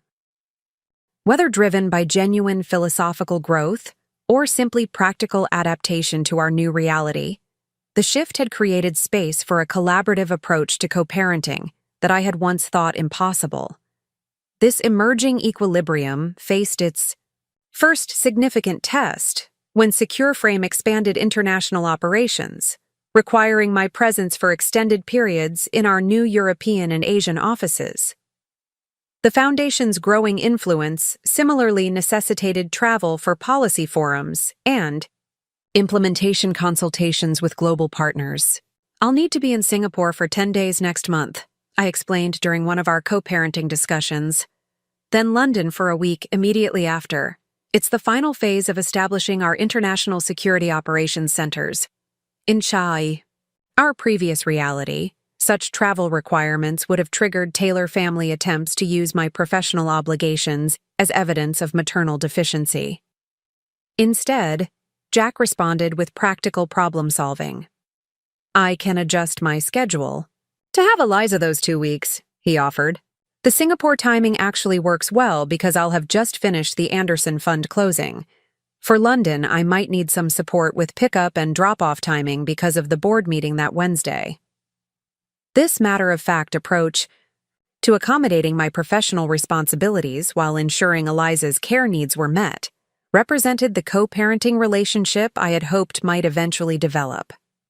Not friendship or reconciliation, but a pragmatic partnership centered on our daughter's well-being rather than power dynamics or competing family agendas. The international expansion proceeded smoothly, establishing Secure Frame's global presence, while demonstrating that executive motherhood and geographic mobility were not mutually exclusive. Eliza adapted to the schedule adjustments with her characteristic resilience, enjoying focused time with each parent while maintaining developmental progress in both households. Upon returning from the international trip, I found an unexpected message from Catherine requesting another meeting, this time with a specific agenda related to both foundation work and family matters. After consulting with Diane about appropriate boundaries, I agreed to meet at the same neutral location as our previous discussion. Catherine arrived accompanied by George, the first time I had seen my former father-in-law since the divorce proceedings. While Catherine had evolved toward practical collaboration, George had maintained distance from both the foundation partnership and any matters related to Eliza. His presence suggested a significant shift in the Taylor family approach. Thank you for meeting with us, Catherine began once we were seated. We have a proposal that crosses both professional and personal domains, So we wanted to address it directly, rather than through intermediaries. George nodded, his expression more subdued than the commanding presence I remembered from our marriage. Catherine has kept me informed about the Foundation collaboration. The results have been impressive, particularly the legislative progress. Their joint proposal proved unexpected in both substance and approach. The Taylor Family Foundation was establishing a major new initiative focused on women's entrepreneurship in technology fields. A $100 million endowment to support female founders facing the same barriers I had encountered building SecureFrame. They proposed naming it the Eliza Wilson Innovation Fund, with governance shared between our foundations but operational control residing primarily with my organization. We've observed the effectiveness of your implementation models through our collaboration, Catherine explained. This fund would extend that approach specifically to address the gender-based obstacles in tech entrepreneurship, with particular emphasis on founders who are also parents. The proposal represented a significant departure from traditional Taylor philanthropy, which had historically focused on established institutions and conventional charitable causes rather than systemic change initiatives. More striking was the explicit recognition of Eliza's maternal lineage in the proposed naming, acknowledging her Wilson identity rather than emphasizing Taylor family connection. Why the Wilson name rather than Taylor? I asked directly. And why Eliza specifically? George answered with unexpected candor. Because legacy isn't just about continuing what came before. It's about learning from mistakes and creating something better. The Taylor approach to business and family failed spectacularly when applied to you and your company. That failure revealed fundamental flaws in our traditions. He glanced at Catherine before continuing. We spent 60 years building a family empire based on certain principles about hierarchy, control, and appropriate roles. Then watched a new model, your model, demonstrate superior results in less than a decade. At our age, there's value in acknowledging when someone has built something more effective than your own lifetime of work. Catherine added, naming it. For Eliza honors both her connection to innovation through you and acknowledges that her future will be shaped by different values than those that defined the Taylor legacy for previous generations. It's simultaneously recognition of what you've built and commitment to supporting others following similar paths. The proposal included detailed governance structures that maintained appropriate separation between foundation activities and personal family matters. The fund would operate with independent leadership, transparent metrics, and strict conflict of interest provisions preventing Taylor business interests from influencing investment decisions or recipient selection. After extensive review with legal and financial advisors, I accepted the proposal with specific amendments strengthening the independence provisions and clarifying Eliza's future relationship to the fund. The collaboration would acknowledge her namesake status without creating obligations regarding her eventual involvement, ensuring she remained free to determine her own relationship to both family legacies as she matured.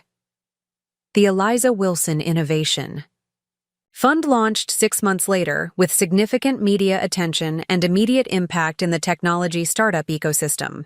Its first investment cycle supported 27 women-led technology ventures, providing not just financial backing, but structured support addressing the specific challenges facing female founders, balancing company building with family responsibilities. At the launch event, held appropriately at SecureFrame's headquarters rather than a Taylor family venue, I watched Catherine interact with the fund's first cohort of entrepreneurs. Her engagement with these young women reflected genuine interest in their innovations, rather than the controlling assessment I had experienced during our early relationship. Whether motivated by legacy concerns, genuine philosophical evolution, or simply pragmatic adaptation to changing social norms, her approach had undeniably shifted. Jack attended the launch in his capacity as a foundation advisor rather than as a Taylor family representative. The distinction was subtle but meaningful, defining his identity through his contributions rather than merely his family name. As We stood watching Eliza explore the interactive technology demonstrations created for children attending the event. He commented quietly, "This isn't how I imagined our future when we first met, but I think it might actually be better than what I had planned." The observation captured the unexpected journey from attempted corporate takeover to collaborative co-parenting and aligned professional purpose. Not reconciliation or reunion, but a different model of family connection centered on shared commitment to Eliza's well-being and values that transcended traditional power dynamics. As Eliza approached her second birthday, the milestone that had once featured prominently in the Taylor family's original custody strategy, I reflected on the transformation of both personal circumstances and professional impact since that fateful baby shower.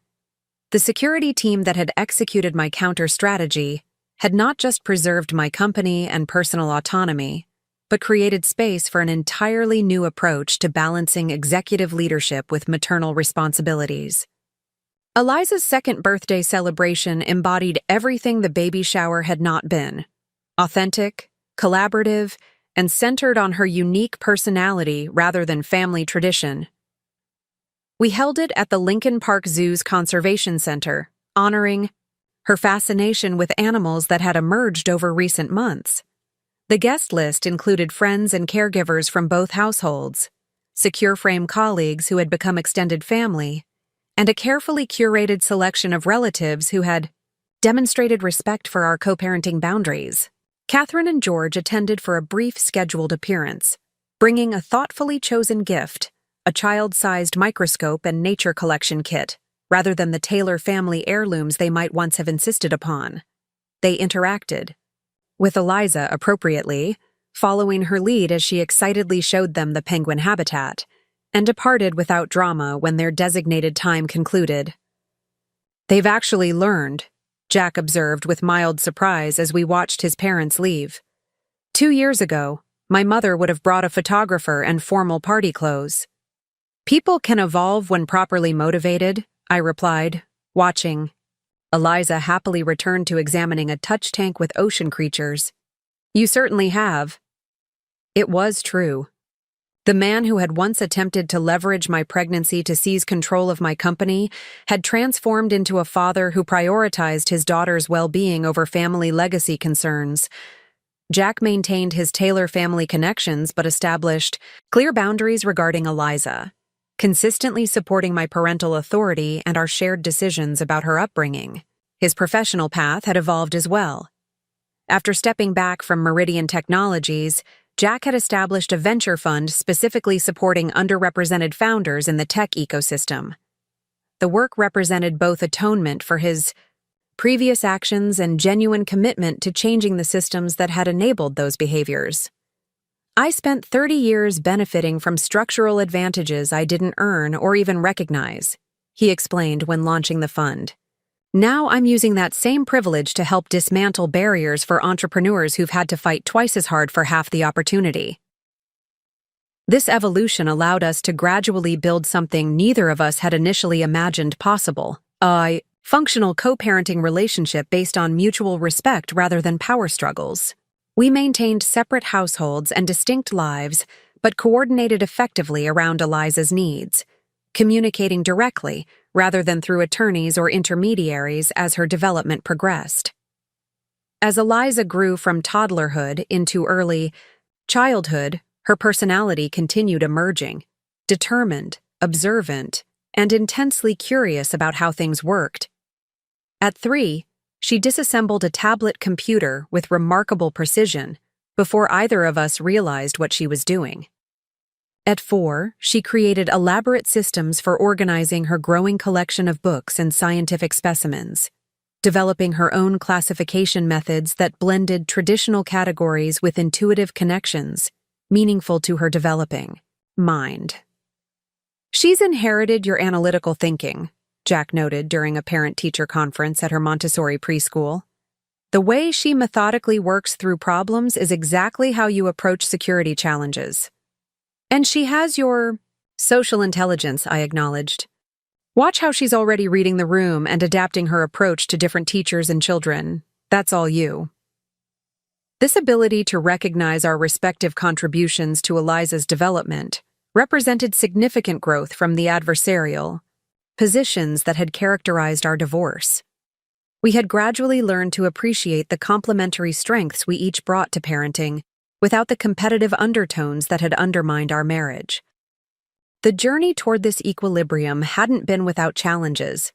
When Eliza was 3, Catherine had attempted to enroll her in the exclusive preschool program traditionally attended by Taylor children, arranging an interview without consulting either of us.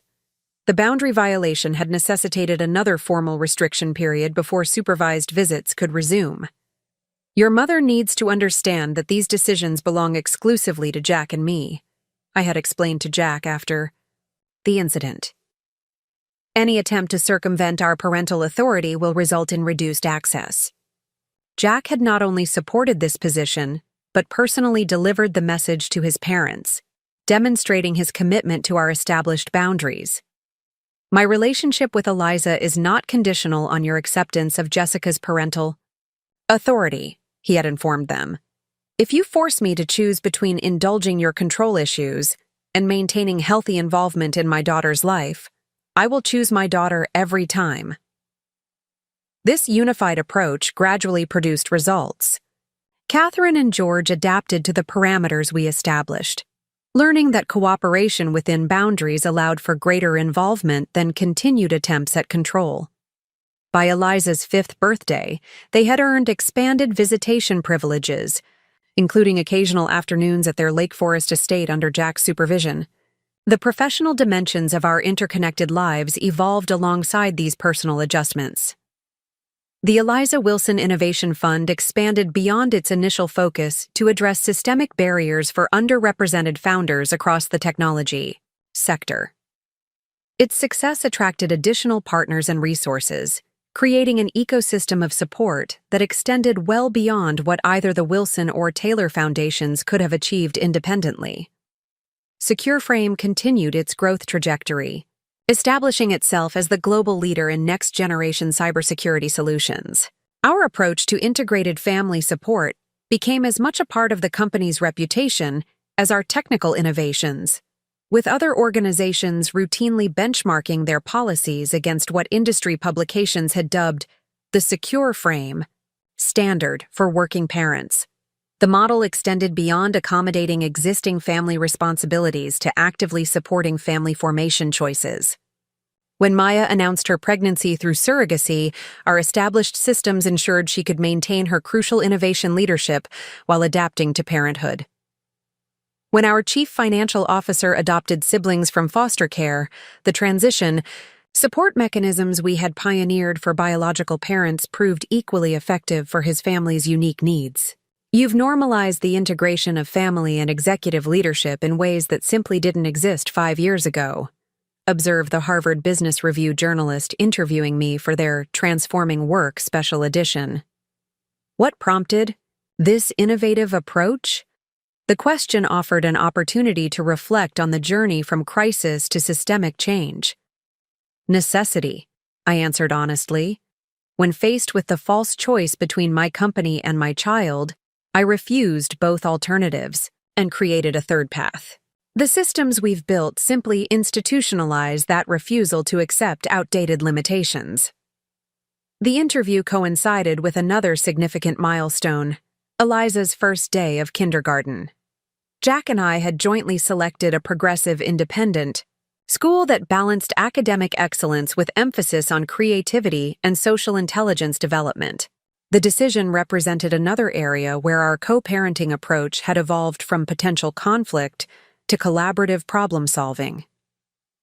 I initially assumed she should attend Lakeside Academy like Taylor children have for generations, Jack acknowledged during our school selection process.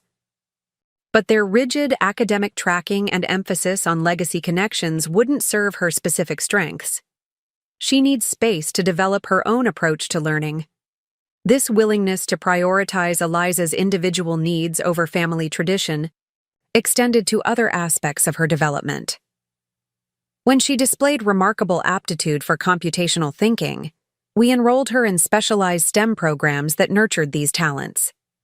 When she simultaneously showed artistic inclinations through elaborate drawings of imagined technology systems, we added art education that integrated with her technical interests, rather than treating creativity as separate from analytical thinking.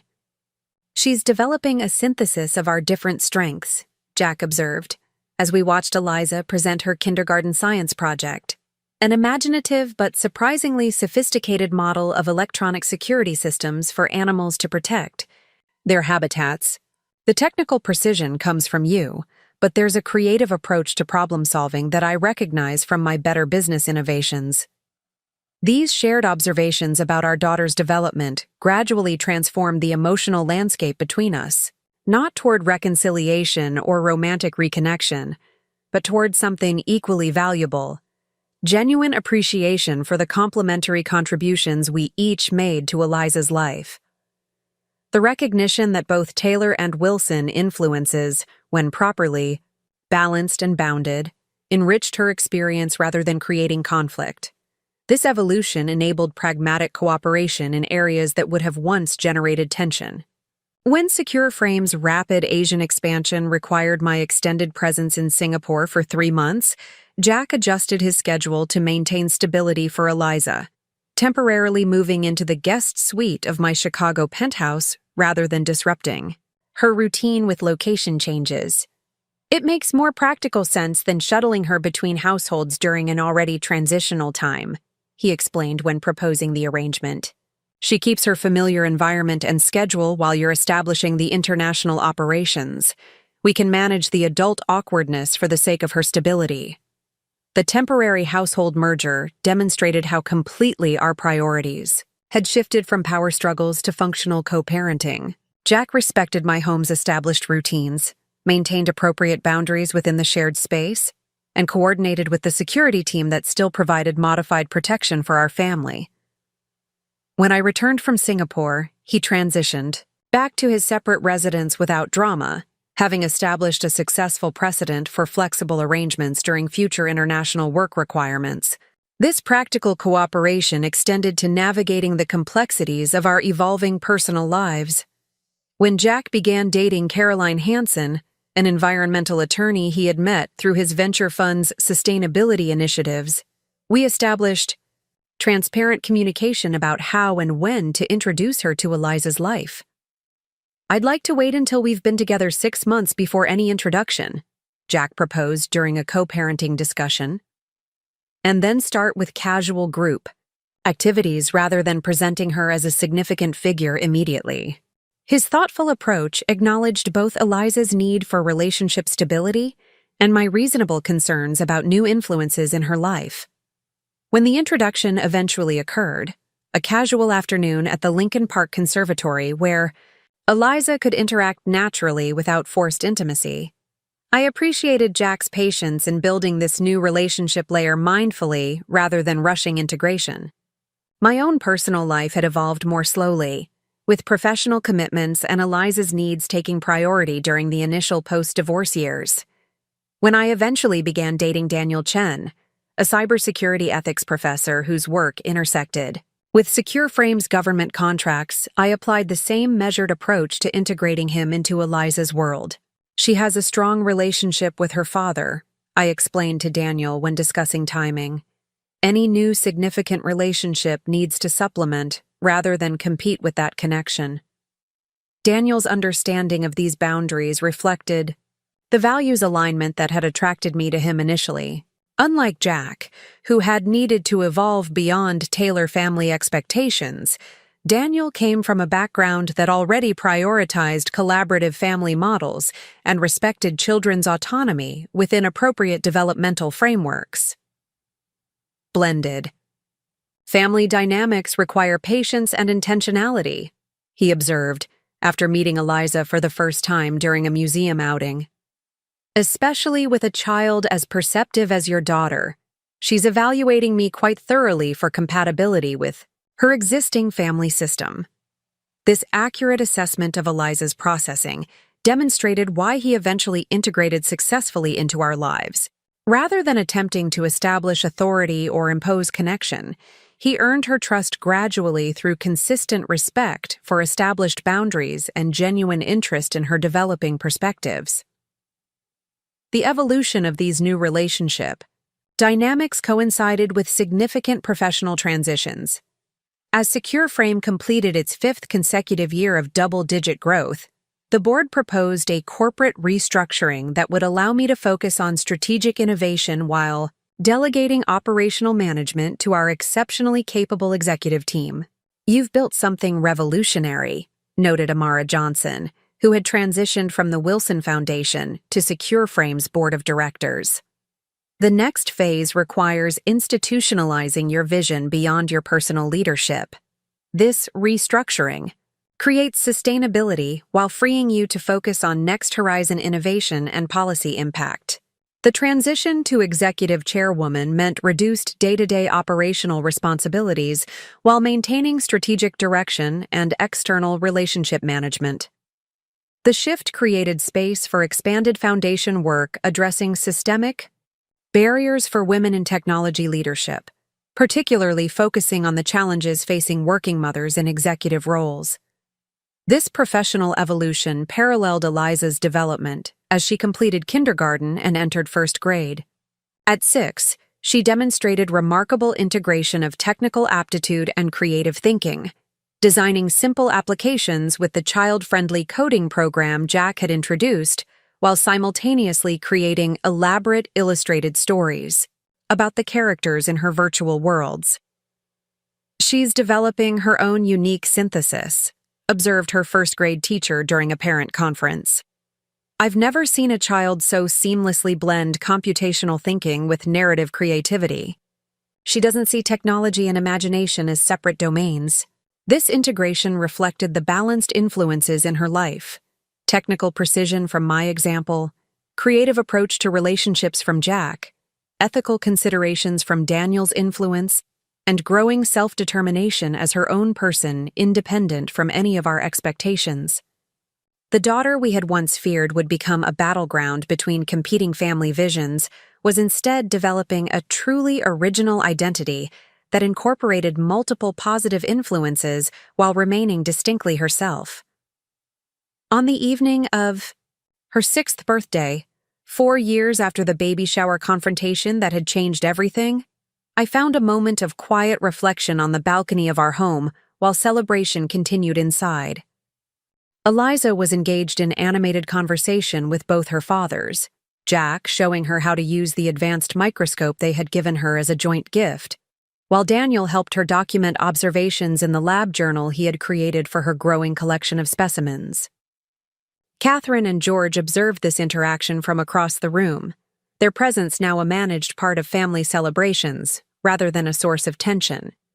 They had earned this integration through consistent respect for boundaries and genuine adaptation to our co-parenting approach.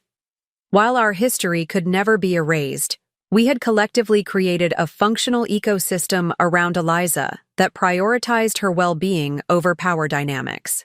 Looking at this gathered community, biological connections, chosen family, professional colleagues, and friends who had supported us through dramatic transitions, I reflected on the journey from that moment when Jack had slid legal documents across the baby shower table, expecting my capitulation to tailor family expectations.